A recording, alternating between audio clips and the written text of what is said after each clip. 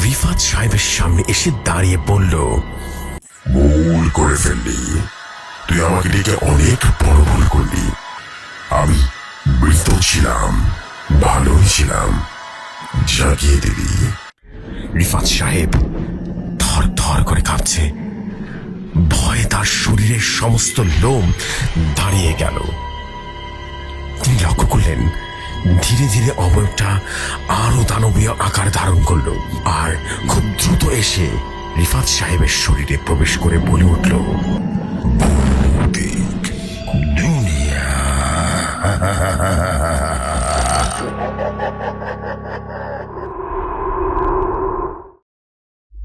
Hello, আসসালামু আলাইকুম। আশা করছি আপনারা সকলেই অনেক ভালো আছেন, সুস্থ আছেন এবং আমাকে শুনতে পাচ্ছেন অন ভৌতিক কথা। সাথে আছেন বরাবরের মতো জেফরি খান। এবং আপনাদেরকে একটা কথাই সেটা বলতে চাই, নিশ্চয়ই আপনারা জানেন ভৌতিক কথাতে কিন্তু আমি অলরেডি অ্যানাউন্স করে দিয়েছি কমিউনিটি পোস্টে। সেটা হচ্ছে গত এক সপ্তাহ যাবৎ আমাদের ভৌতিক কথা চ্যানেলের উপর অনেক বেশি হার্ড হিট হচ্ছে হ্যাক করার জন্য আমাদের চ্যানেলটা। কোনো কতিপয় অসাধু ব্যক্তি চেষ্টা করছে, আমি লক্ষ্য করছি বিভিন্ন কান্ট্রির লোকেশন ব্যবহার করে হয়তো বা ভিপিএন ইউজ করে যেভাবেই হোক আমাদের এই আইডিটা হ্যাক করার চেষ্টা করছে। এবং প্রচুর পরিমাণে আমি ট্রাই করেছি সুরক্ষিত করার, বাট পারছি না। দ্যাটস ওয়াই আমাকে কাইন্ড অফ বাধ্য হয়ে ইউটিউবের সহায়তা নিতে হয়েছে। এবং ইউটিউব কিন্তু আমাকে অলরেডি বলে দিয়েছে যে আমি আপাতত যাতে কোনো রকম কোনো ভিডিও আপলোড না করি, এবং ভিডিও আপলোড করলে বা চ্যানেল রান করলে হয়তো বা আমার চ্যানেলটা ডেফিনেটলি হ্যাক হয়ে যেতে পারে। সো ইউটিউবের কথা মতো আমি অনির্দিষ্টকালের জন্য আমাদের ভৌতিক কথা চ্যানেলটা অলরেডি অফ করে দিয়েছি। এবং আমাদের ভৌতিক কথা চ্যানেলের যত স্টোরি, নতুন নতুন যত স্টোরি শেয়ার করা হবে, সেই স্টোরিগুলো ভৌতিক দুনিয়া অর্থাৎ এই চ্যানেলে আমরা কিন্তু সেগুলো শেয়ার করব। এবং আপনাদের রেগুলার যে সব ঘটনা আপনারা যেভাবে শুনবেন ঠিক সেভাবেই আপনারা এই চ্যানেলে শুনবেন। এই চ্যানেলে অলরেডি 80,000 সাবস্ক্রাইবার, আপনাদের ভালোবাসা থাকলে হয়তো বা খুব দ্রুতই 1 লক্ষ সাবস্ক্রাইবারে সেটা উপনীত হবে। সো আপাতত আমরা শুনতে থাকি, ভৌতিক কথা না শুনে ভৌতিক দুনিয়া শুনি, এবং ভৌতিক দুনিয়াতে ভৌতিক কথার এই ঘটনাগুলো শুনি। সমস্যা নেই তো। সো আলটিমেটলি আমাকেই পাচ্ছেন, সেম জিনিসই পাচ্ছেন, শুধু চ্যানেলটা একটু ডিফারেন্ট হচ্ছে। জাস্ট যেহেতু একটা প্রেশার চলে এসেছে চ্যানেলের উপর, সো আমি চাই না যে এটা সামনে বেড়ে যাক বা আমাদের কোনো ক্ষতি হোক বা চ্যানেলটা আজীবনের জন্য ক্ষয় হয়ে যাক বা একদম পুরো নাই হয়ে যাক। সো তার আগে আমি সুরক্ষার জন্য আমি অনির্দিষ্টকালের জন্য বন্ধ রেখেছি। কবে ওপেন করবে সেটা আমরা সময় মতো জানিয়ে দেবো, যে কবে রেগুলার এপিসোড আবারও আগের মতো আসবে। সবকিছু আপনারা সময় মতো আপনারা জানতে পারবেন। আপাতত আমরা যেটা করবো সেটা হচ্ছে আপনারা যত স্টোরি হোয়াটসঅ্যাপে পাঠাচ্ছেন সব স্টোরিগুলো ভৌতিক দুনিয়াতে শেয়ার করা হবে, এবং সেম স্টাইলে সেম প্যাটার্ন ফলো করে স্টোরি শেয়ার করা হবে, ঠিক আগের মতোই। কোন রকম পার্থক্য আপনারা খুঁজেই পাবেন না। এনিওয়েজ, আজকে যে কাজটা আমরা সেটা করবো সেটা হচ্ছে আমরা কিন্তু আজকে ভৌতিক দুনিয়াতে নিয়ে এসেছি ফিরোজ ভাইয়ের ইসমাইল জিনের ঘটনা, এবং একই সাথে রায়হান ভাইয়ের একটা ঘটনা আছে, সেটা হচ্ছে আদনান জিনের ঘটনা। বিশ্বাস করুন, দুটি ঘটনায় আপনাদের ঘুম হারাম করে দিবে, রাতের ঘুম হারাম করে দিবে, এটা আমি বলতে পারি। বিকজ স্টোরি দুটা জাস্ট হাই লেভেলের স্টোরি, ইউনিক স্টোরি এবং খুবই কমপ্লিকেটেড থ্রিলিং স্টোরি। বিশ্বাস করুন, বিশেষ করে দ্বিতীয় স্টোরি এবং প্রথম স্টোরি দুটোই বেশি জোস। বিশেষ করে আদনান জিনের ঘটনা জাস্ট মাইন্ড ব্লোয়িং, বিশ্বাস করুন অসাধারণ ছিল। আমি বেশি কথা বললে হয়তো বা সময় নষ্ট হবে, আমরা বেশি কথা বাড়াবো না, আমরা সরাসরি ঘটনায় চলে যাবো। জাস্ট একই সাথে বলতে চাই যে আপনারা যদি চান ভৌতিক দুনিয়ায় ঘটনা পাঠাবেন তাহলে পাঠাতে পারেন। ভৌতিক দুনিয়া পাঠানোর দুটি ওয়ে আছে। ইমেল আইডি হচ্ছে স্যাপ, ইমেল আইডিটা হচ্ছে ভৌতিক স্টোরিজ, সরি আই রিপিট, ভৌতিক দুনিয়া @gmail.com, BHOUTIKDUNIA@gmail.com, অ্যান্ড হোয়াটসঅ্যাপ নাম্বারটা হচ্ছে 01400930111। I repeat 01400930111। This is basically ইট। আমি কথা বাড়াবো না, আমরা সরাসরি যেটা করবো সেটা হচ্ছে আমরা ঘটনায় চলে যাব এবং শুনে আসবো আজকের এপিসোডের স্টোরিগুলো। এবং ততক্ষণ আপনারা সবাই সাবস্ক্রাইব করে দিন এবং অবশ্যই লাইক করে দিন, এবং আপনারা যারা যারা নতুন আছেন তারা কিন্তু কমেন্ট করে জানিয়ে দেবেন যে কেমন হচ্ছে আজকের আয়োজন। ও ভালো কথা, সেই পুরনো ভৌতিক কথা ডায়মন্ড স্টোরি টেলার সেই প্যাটার্নটা কিন্তু নিয়ে এসেছে আমাদের ভৌতিক দুনিয়া। এক্স্যাক্টলি, আজকে থেকে আমরা কিন্তু আমাদের ডায়মন্ড স্টোরি টেলার শো শুনবো। অর্থাৎ আজকে কিন্তু প্রথম যে স্টোরি সেটা হচ্ছে আমাদের ফিরোজ ভাই অলরেডি অনেক দিন আগে থেকে আমাদের সাথে আছেন, সেই 4-5 বছর ধরে তিনি আমার সাথে আছেন এবং ইনভিজিবল ভাবে আছেন। তিনি কখনোই আমাকে দেখা দেননি বা কখনোই আমি তাকে দেখতে পারিনি। সো অদৃশ্য সেই মানবের জায়গাতে আমরা কিন্তু অলরেডি ডায়মন্ড বসিয়ে দিয়েছি। আমরা কিন্তু ডায়মন্ড স্টোরি টেলার শো শুনবো। এরপর থেকে অফিসিয়াল স্টোরি টেলারদেরকে অবশ্যই ডায়মন্ড করা হবে এবং ভৌতিক দুনিয়াতে সেটা অবিরতভাবে আগের মতো করে চলতে থাকবে। আশা করি আপনাদের আজকের রাতের আয়োজনটা ভীষণ ভালো লাগবে।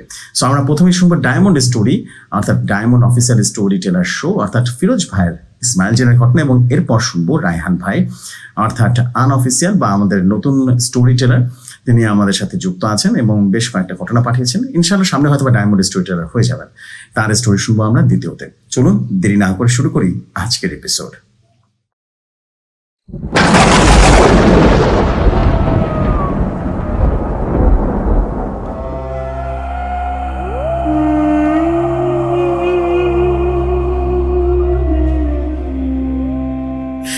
যেভাবে লেখা আছে সেভাবেই পড়ছি।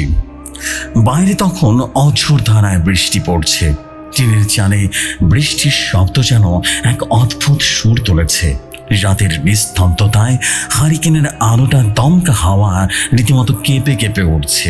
ফ্লোরে পাটির উপরে বসে আছি আমি, ফিরোজ খান। ফ্লোরে পাটির উপরে বসে আছি আমি, আর আমার সামনে গোল হয়ে বসে আছে আমার নাতি ফিরোজ। ওর চোখে কোনো ঘুম নেই, বরং এক অদ্ভুত কৌতূহল যেন চকচক করছে। দাদু, আজ এমন একটা ঘটনা বলবে যা শুনলে আমার গায়ে লোম দাঁড়িয়ে যায়। ফিরোজ রীতিমতো বায়না ধরল। আমি একটা দীর্ঘশ্বাস ফেললাম।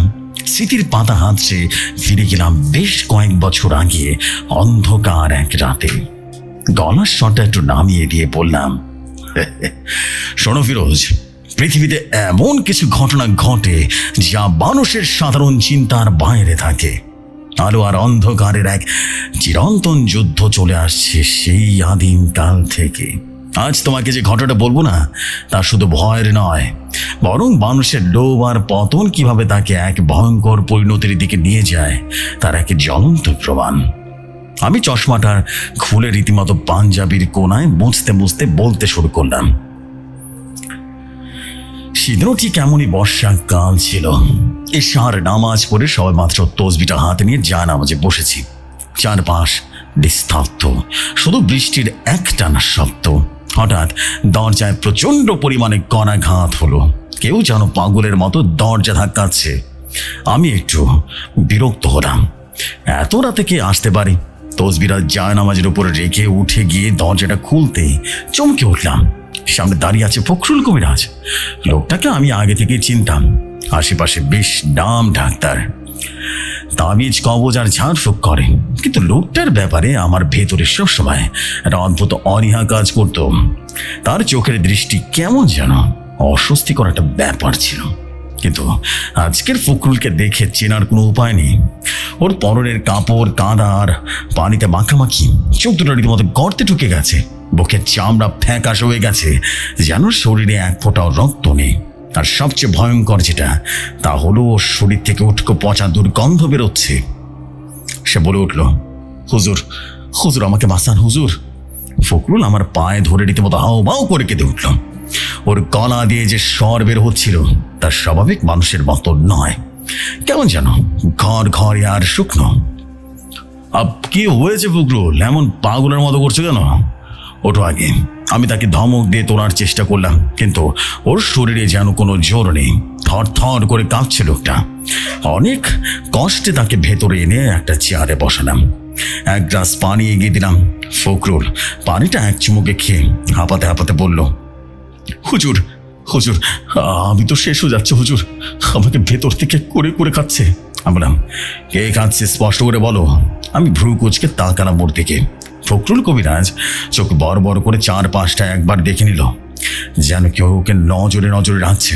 তারপর ফিস ফিস করে বলল, ঘোল পিশাচ হুজুর, একটা ঘোল পিশাচ আমার শরীরে বাসা বেঁধেছে। সে আমার কলিজা ফুসফুস রক্ত সব শুষে শুষে খাচ্ছে। আমি নিজের কানে ওর দাঁতের কিরবির শব্দ শুনতে পাই হুজুর। ঘোল পিশাচ নামটা শুনে আমার শিরি দাঁড়া বেয়ে একটা ঠান্ডা স্রোত বয়ে গেল। সাধারণ জিন বা ভূত নয়, ঘোল হলো পিশাচদের মধ্যে সবচাইতে জঘন্যতম আর হিংস্র প্রজাতির। এরা সাধারণত কবরস্থানে থাকে, মরা মানুষের মাংস খায়। জ্যান্ত মানুষের শরীরে ঘোল পিশাচ ভর করার ঘটনা খুবই বিরল। আমি বললাম, তোমার শরীরে ঘোল পিশাচ কিভাবে এলো ফখরুল? ফখরুল কবিরাজ ঢোক গিলে বলল, দিন 15 আগের কথা। আমার এক দুঃসম্পর্কে আত্মীয়ের মেয়ের উপরে জিন ভর করেছিল। আমাকে খবর দিলে আমি যাই, গিয়ে দেখি সাধারণ কোনো জিন নয়, বেশ বদমেজাজি। অনেক ঝাড়ফুঁক আর আমার বিদ্যা প্রয়োগ করার পরে জিনটা শরীর ছেড়ে চলে যায়। আমি ভাবলাম বিপদ কেটে গেছে, কিন্তু ফখরুল হঠাৎ করে রীতিমতো কেসে উঠল। কাশতে কাশতে ওর মুখ দিয়ে কয়েক ফোঁটা কালো রক্ত বেরিয়ে এলো। আমি এমন দৃশ্য দেখে রীতিমতো শিউরে উঠলাম। ফিরোজ, আমি বললাম, কিন্তু প্রায় 10 দিন পর হঠাৎ এক রাতে আমি স্বপ্নে দেখি একটা বিকট দর্শন প্রাণী আমাকে রীতিমতো তাড়া করছে। এরপর থেকে শুরু হলো নরক যন্ত্রণা। প্রথমে পেটে ব্যথা, প্রচণ্ড পেটে ব্যথা, তারপর মনে হতে লাগলো বুকের খাঁচার ভিতর থেকে কেউ যেন আমার মাংস ছিঁড়ে ছিঁড়ে খাচ্ছে। হুজুর, আমার সে আত্মীয়ের বীর শরীর থেকে যে বের হয়েছিল সে সাধারণ কোনো জিন ছিল না, সে একটা ঘুল পিশাচ ছিল হুজুর। আর প্রতিশোধ নেওয়ার জন্য সে আমার শরীরে ঢুকেছে। আমাকে বাঁচান হুজুর, আমাকে বাঁচান, আমি আর সহ্য করতে পারছি না। ফখরুল 2 হাত জোর করে কাঁদতে লাগলো। আমি চুপচাপ ওর কথাগুলো শুনলাম। ফখরুলের চোখের দিকে তাকিয়ে বোঝার চেষ্টা করলাম। দুধটা ভয় আধমোড়া হয়ে আছে ঠিক, কিন্তু ওর কথার মধ্যে কোথাও যেন একটা ফাঁক রয়ে গেছে। আমার দীর্ঘদিনের অভিজ্ঞতা বলছিল ফখরুল কিছু একটা লুকাচ্ছে। একটা ঘুল পিশাচ শুধু একটা শরীর ছেড়ে 10 দিন পর আরেকটা শরীরে এভাবে ঝাঁকিয়ে বসতে পারে না। এর পেছনে নিশ্চয়ই গভীর কোনো কারণ আছে। আমি বললাম, ফখরুল, তুমি আজ রাতে তোমার বাসায় ফিরে যাও। এখন অনেক রাত হয়ে গেছে। আমি তোমার ব্যাপারটা দেখছি, কেমন? আল্লাহ চাইলে সব কিছু ঠিক হয়ে যাবে। ফখরুল যেন আকাশ ফেঁকে পড়ল। হুজুর, আপনি আমাকে তাড়িয়ে দিচ্ছেন? আমি তো আজকের রাতও টিকবো না, ও আমাকে খেয়ে ফেলবে। আমি বললাম, আমি তোমাকে তাড়াচ্ছি না ফখরুল, রোকেয়া করার জন্য প্রস্তুতির প্রয়োজন। তাছাড়া তোমার শরীর এখন খুবই দুর্বল, তুমি গিয়ে বিশ্রাম নাও। আমি কথা দিচ্ছি কাল সকালে আমি তোমার বাড়িতে যাব। আমার কথায় ফখরুল কিছুটা শান্ত হলো, কিন্তু ওর চেহারা আতঙ্ক কোনোভাবেই যেন কমলো না। টলতে টলতে সে উঠে দাঁড়ালো আর বলল, হুজুর, তাহলে কাল সকালে অবশ্যই আসবেন, না হলে আমার মরা মুখ দেখতে হবে আপনাকে। ফখরুল চলে যাওয়ার পর আমি সদর দরজাটা বন্ধ করে নিলাম। আর ঘরের পরিবেশটা তখনও ভারী হয়ে আছে। ফখরুলের শরীর থেকে বের হওয়া সে পচা মাংসের গন্ধটা তখনও ঘরময় ভাসছে। আমি জানালার কাছে গিয়ে দাঁড়ালাম। বাইরে বৃষ্টির জোর তখন আরো বেড়েছে। আমার বোন বলছিল সামনে একটা ভয়ঙ্কর ঝড় আসতে চলেছে। ফখরুলের গল্পটা আমার বিশ্বাস হয়নি। আর সাধারণ ঝাড়ফুঁকে ঘোল পিশাচ চলে যাওয়ার কথা নয়। 10 দিন পর বিনা কারণে ফিরে আসার তো প্রশ্নই ওঠে না। এর পেছনে আসল রহস্য জানতে হলে আমাকে আবার সবচেয়ে বিশ্বস্ত সঙ্গীকে ডাকতে হবে। আমি অজু করে আবার জায়নামাজে বসলাম। ঘরের 4 কোণায় আগরবাতি জ্বালিয়ে দিলাম। বাতাসে এক পবিত্র সুবাস ছড়িয়ে পড়ল, যা ফখরুলের রেখে যাওয়া সে পচা গন্ধটাকে কিছুটা হলেও চাপা দিল। চোখ বন্ধ করে গভীর ধ্যানে মগ্ন হলাম। ঠোঁট নড়তে লাগলো নির্দিষ্ট কিছু আয়াত আর দোয়ার উচ্চারণে। আমি বললাম, ইয়া ইসমাইল। আমার ভিতর থেকে একটা ডাক প্রতিধ্বনিত হতে লাগলো, ইয়া ইসমাইল, তোমাকে প্রয়োজন। আল্লাহর হুকুমে উপস্থিত হও ইসমাইল। কিছুক্ষণ পরেই ঘরের ভেতরের পরিবেশটা রীতিমতো বদলে যেতে শুরু করলো। হারিকেনের আলোটা হঠাৎ করে নীলচে বর্ণ ধারণ করলো। জানালার বাইরে শো শো করে বাতাসের শব্দটা হঠাৎ করে থেমে গেল। একটা অদ্ভুত নিস্তব্ধতা গ্রাস করলো পুরো ঘরটাকে। আমি চোখ খুললাম। আমার ঠিক সামনে জায়নামাজ থেকে কয়েক হাত দূরে দাঁড়িয়ে আছে ইসমাইল। ইসমাইল কোন সাধারণ জিন নয়, সে অত্যন্ত শক্তিশালী এবং ধার্মিক এক মুসলিম জিন। ওর সাথে আমার পরিচয় বহু বছর আগের এক ভয়ঙ্কর যুদ্ধের ময়দানে। সেই থেকে সে আমার সাথে ছায়ার মতো আছে। ওর আসল রূপ দেখা মানুষের পক্ষে সম্ভব নয়, তাই সে সব সময় আমার সামনে একজন দীর্ঘকায় সুদর্শন এবং শুভ্র পোশাক পরা মানুষের রূপেই আসে। তার চোখে মুখে এক অদ্ভুত প্রশান্তি, কিন্তু চোখের মণি দুটো আগুনের মতো উজ্জ্বল। সে বলে উঠল, আসসালামু আলাইকুম জাকির হুজুর। ইসমাইলের গলাটা বেশ ভরার ছিল। গম্ভীর কণ্ঠ সারা ঘরে রীতিমতো গম গম করে উঠল।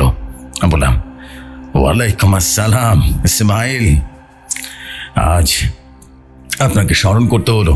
সে বলে উঠল, আজ এত রাতে আমাকে স্মরণ করলেন? আপনার চোখে তো চিন্তার মেঘ দেখতে পাচ্ছি। ইসমাইল একটু ঝুঁকে দাঁড়িয়ে বলল।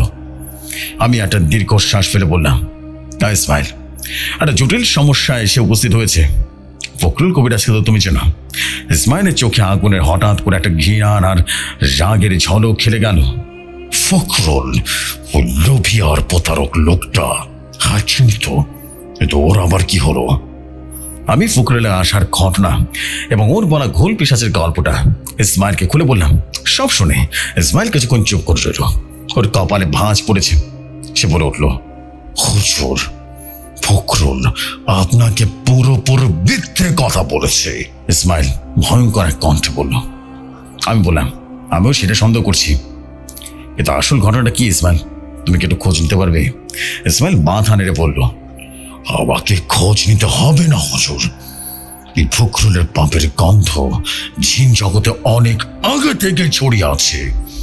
আপনি শুধু ওর বাইরের রূপটা দেখেছেন, কিন্তু ওর ভেতরের অন্ধকার সম্পর্কে আপনার কোনো ধারণা নেই। আমরা তার মানে কি? আমি অবাক হয়ে জিজ্ঞেস করলাম। তার বাণী হলো, ফখরুল কবিরাজ কোনো সাধারণ তাবিজ কবজ করার লোক নয়, সে একজন কালো জাদুকর। আর যে খোল পিশাচটা তাকে ভেতর থেকে খেয়ে যাচ্ছে, সেটা তার কোনো আত্মের শরীর থেকে আসেনি। এই পিশাচকে ফখরুল নিজের হাতে ডেকে এনেছিল। আমি রীতিমতো হতভম্ব হয়ে গেলাম। বললাম, নিজে ডেকে এনেছিল? কিন্তু কেন? ইসমাইল একটা গম্ভীর নিঃশ্বাস নিয়ে বলতে শুরু করলো, যা শুনে আমার রীতিমতো গায়ের লোম দাঁড়িয়ে গেল। ফিরাজ, তুই বিশ্বাস করবি না, ইসমাইল সেদিন রাতে আমাকে ফখরুলের যে বিভৎস রূপের কথা শুনিয়েছিল, তা মানুষের পক্ষে কল্পনা করাও কঠিন। ফিরোজ যেন মন্ত্রমুগ্ধের মতো আমার কথাগুলো শুনছিল। বাইরের বৃষ্টি তখন আরো বেড়ে গেছে, যেন আকাশে কান্না থামার কোনো লক্ষণ নেই। আমি ইসমাইল জিনের দিকে তাকিয়ে গম্ভীর দীর্ঘ শ্বাস ফেলে গল্প শুরু করতে বললাম। ইসমাইল ধীরে ধীরে বলা শুরু করলো, হুজুর, মানুষ যখন ক্ষমতার লোভে অন্ধ হয়ে যায়, তখন সে নিজের আত্মাকে শয়তানের কাছে বিক্রি করতেও দ্বিধাবোধ করে না। এই ফখরুল কবিরাজ আজ আপনার পা জড়িয়ে ধরে কান্নাকাটি করেছে ঠিকই, কিন্তু আজ থেকে 12 বছর আগে সে কি করেছিল আপনি জানেন? আমি উৎসুক হয়ে তাকালাম। ইসমাইল বলতে লাগলো, 12 বছর আগে ফখরুল ছিল একজন সাধারণ লোভী মানুষ। সে চাইতো বিশাল প্রতিপত্তি, মানুষের উপরে অগাধ ক্ষমতা, কিন্তু সাধারণ পথে তার সম্ভব ছিল না। সে খুঁজতে শুরু করলো অন্ধকারের পথ। খুঁজতে খুঁজতে সে পৌঁছালো ভারতের কামাখ্যার এক তান্ত্রিকের কাছে। সেখান থেকে সে হাতে করে নিল কালো জাদুর এক বিভৎস বিদ্যায়, যার নাম মৃত সন্ন্যাসী পিশাচ সাধন। আমি রীতিমতো শিউরে উঠলাম। পিশাচ সাধন কিভাবে সম্ভব? এই শব্দটা তো অভিশপ্ত। ইসমাইল বলে চলল, এই সাধনার মূল শর্ত ছিল একটা অত্যন্ত শক্তিশালী ঘোল পিশাচকে বশ করা। কিন্তু ঘোল পিশাচ তো আর বিনা পয়সায় বশ হয় না হুজুর। তার জন্য প্রয়োজন ছিল চরম এক বলিদানের। ফখরুল গভীর জঙ্গলে এক পরিত্যক্ত শ্মশানে দিনের পর দিন সে পিশাচকে আহ্বান করত। এক অমাবস্যার রাতে সে পিশাচকে সশরীরে হাজির করলো। তার শরীর থেকে বের হচ্ছিল হাজার হাজার বছরের পচা মরা গন্ধ। চোখ দুটো ছিল জ্বলন্ত অহংকারের মতো। সে ফখরুলের কাছে ভয়ঙ্কর দাবি পেশ করলো। আমি রীতিমতো থমকে জিজ্ঞেস করলাম, কি দাবি ইসমাইল, বলো? ইসমাইল আমার চোখের দিকে সরাসরি তাকিয়ে বলল, পিশাচটা ফখরুলের কাছে 11টি নিষ্পাপ শিশুর কলিজা চেয়েছিল। হুজুর, 11টা শিশুর জীবন। ফখরুল এতটাই পাপিষ্ঠ ছিল যে সে শর্তের রাজি হয়ে গেল।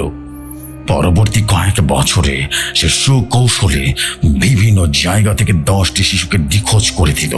কেউ জানতো না, কেউ বুঝলো না। প্রতিটা শিশুকে সে পিশাচের সামনে বলি দিয়েছে। বিনিময় পিশাচ তাকে দিয়েছিল অঢেল সম্পত্তি আর মানুষকে বশ করার ক্ষমতা। আজ যে ফখরুল কবিরাজ এত নাম ডাক, এর মনে রয়েছে সেই 10টি শিশুর নিঃশ্বাস আর অভিশাপ। আমার শরীর রাগে ঘৃণায় কাঁপতে লাগলো। এত বড় জঘন্য অপরাধ, তাহলে আজ সে পিশাচ ওকে আক্রমণ কেন করছে? ইসমাইল একটা ম্লান হাসি হাসলো আর বলল, শয়তানের সাথে সন্ধি করা আর বাঘের পিঠে চড়া একই কথা হুজুর। পিশাচ চেয়েছিল 11টা শিশু, ফখরুল 10টি দিতে পেরেছিল, কিন্তু শেষ অর্থাৎ 11তম শিশুটি দেওয়ার সময় তার মনে হয়তো সামান্য দয়া জেগেছিল, আর সে ভয় পেয়ে গিয়েছিল। সে 11তম শিশুটি ছিল ফখরুলের নিজের এক অতি ঘনিষ্ঠ আত্মীয় সন্তানের। ফখরুল যখন পিশাচকে শেষ বলিটা দিতে অস্বীকার করলো, তখন পিশাচটি ক্ষিপ্ত হয়ে গেল। পিশাচটি তখন উধাও হয়ে যায়নি হুজুর, সে অপেক্ষা করছিল। গত 10 বছর ধরে সে ফখরুলকে তিল তিল করে পর্যবেক্ষণ করেছিল। ফখরুলের ক্ষমতা তখন তুঙ্গে, ঠিক তখনই পিশাচটা তার উপরে বরণ ছবল বেড়েছে। ওই যে ফখরুল বলল তার আত্মীয় শরীরে জিন ধরেছিল, ওটা ছিল পিশাচের একটা চাল। ফখরুল যখন তাকে তাড়াতে গেল, তখন পিশাচটা সুকৌশলে ফখরুলের শরীরে প্রবেশ করে। এখন সে ফখরুলের ভেতর থেকে তার মাংস, রক্ত আর জীবনের শক্তি শুষে নিচ্ছে। সে ফখরুলকে এখনই বেড়ে ফেলবে না হুজুর, সে তাকে টেনে টেনে পচিয়ে মারবে। এটাই পিশাচের প্রতিশোধ। ইসমাইলের কথাগুলো শুনে আমার মাথার ভেতরে ঝিনঝিন করতে লাগলো। যে লোকটা একটু আগে আমার সামনে সাহায্যের জন্য হাত পাচ্ছিল, তার আড়ালে লুকিয়ে আছে এমন এক নিষ্ঠুর খুনি। 10টি নিষ্পাপ শিশু কিভাবে সম্ভব? জাকির হুজুর। ইসমাইল হঠাৎ করে আমার কাছ থেকে সরে গেল। ওর চোখে তখন সতর্কতা বাণী। আমি আপনাকে সাবধান করছি, এই কাজ হাতে নেবেন না। ফখরুল যা করেছে তার শাস্তি সে ভোগ করছে, এটা খোদ আল্লাহ তাআলার বিচার। আপনি যদি এই ঘুল পিশাচের সাথে যুদ্ধে জড়ান, তবে আপনি এক চরম অন্ধকারের মুখোমুখি হবেন। ওই পিশাচ এখন ক্ষুধার্ত আর উন্মত্ত। সে ফখরুলের দেহ ছেড়ে আপনার উপরে ঝাঁপিয়ে পড়তে পারে। আমি দীর্ঘক্ষণ চুপ করে রইলাম। জানালার বাইরে বৃষ্টির শব্দটা এখন যেন কান্নার মতো শোনাচ্ছিল। 10টি শিশুর আত্মা কি আজও বিচার চাইছে? ফখরুলের মতো পাপিষ্ঠ কি বেঁচে থাকার অধিকার আছে? আমার বিবেকের মধ্যে রীতিমতো দ্বন্দ্বে তৈরি হলো। এদিকে ফখরুলের ভয়ঙ্কর অপরাধ, অন্যদিকে আমার আমল নামার মানবতা। আমি একজন আলেম, আমার কাছে কেউ সাহায্য চাইলে তাকে ফিরিয়ে দেওয়া কি আমার সাজে? ইসমাইল, আমি শান্ত কলাম বললাম, ফখরুল যা করেছে তা ক্ষমার অযোগ্য, কিন্তু সে আমার কাছে আশ্রয় চেয়েছে। আমার ইসলাম আমাকে শিখিয়েছে, শত্রু যদি নিরুপায় হয়ে দরজায় আসে তবে তাকে ফিরিয়ে দিতে নেই। ফখরুলের বিচার আল্লাহ তাআলা করবেন। আমি যদি এই মুহূর্তে তাকে সাহায্য না করি, তবে আমি হয়তো আমার উপরে অর্পিত দায়িত্ব পালন থেকে ব্যর্থ হব। ইসমাইল মাথা নাড়ল, ওর চেহারায় হতাশা ফুটে উঠল। সে বলে উঠল, আমি জানতাম আপনি এটাই বলবেন হুজুর।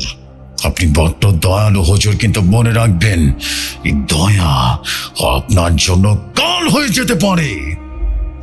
আমি রীতিমতো উঠে দাঁড়ালাম। আমার সিদ্ধান্ত স্থির, কাল সকালে আমি ফখরুলের বাড়িতে যাবই।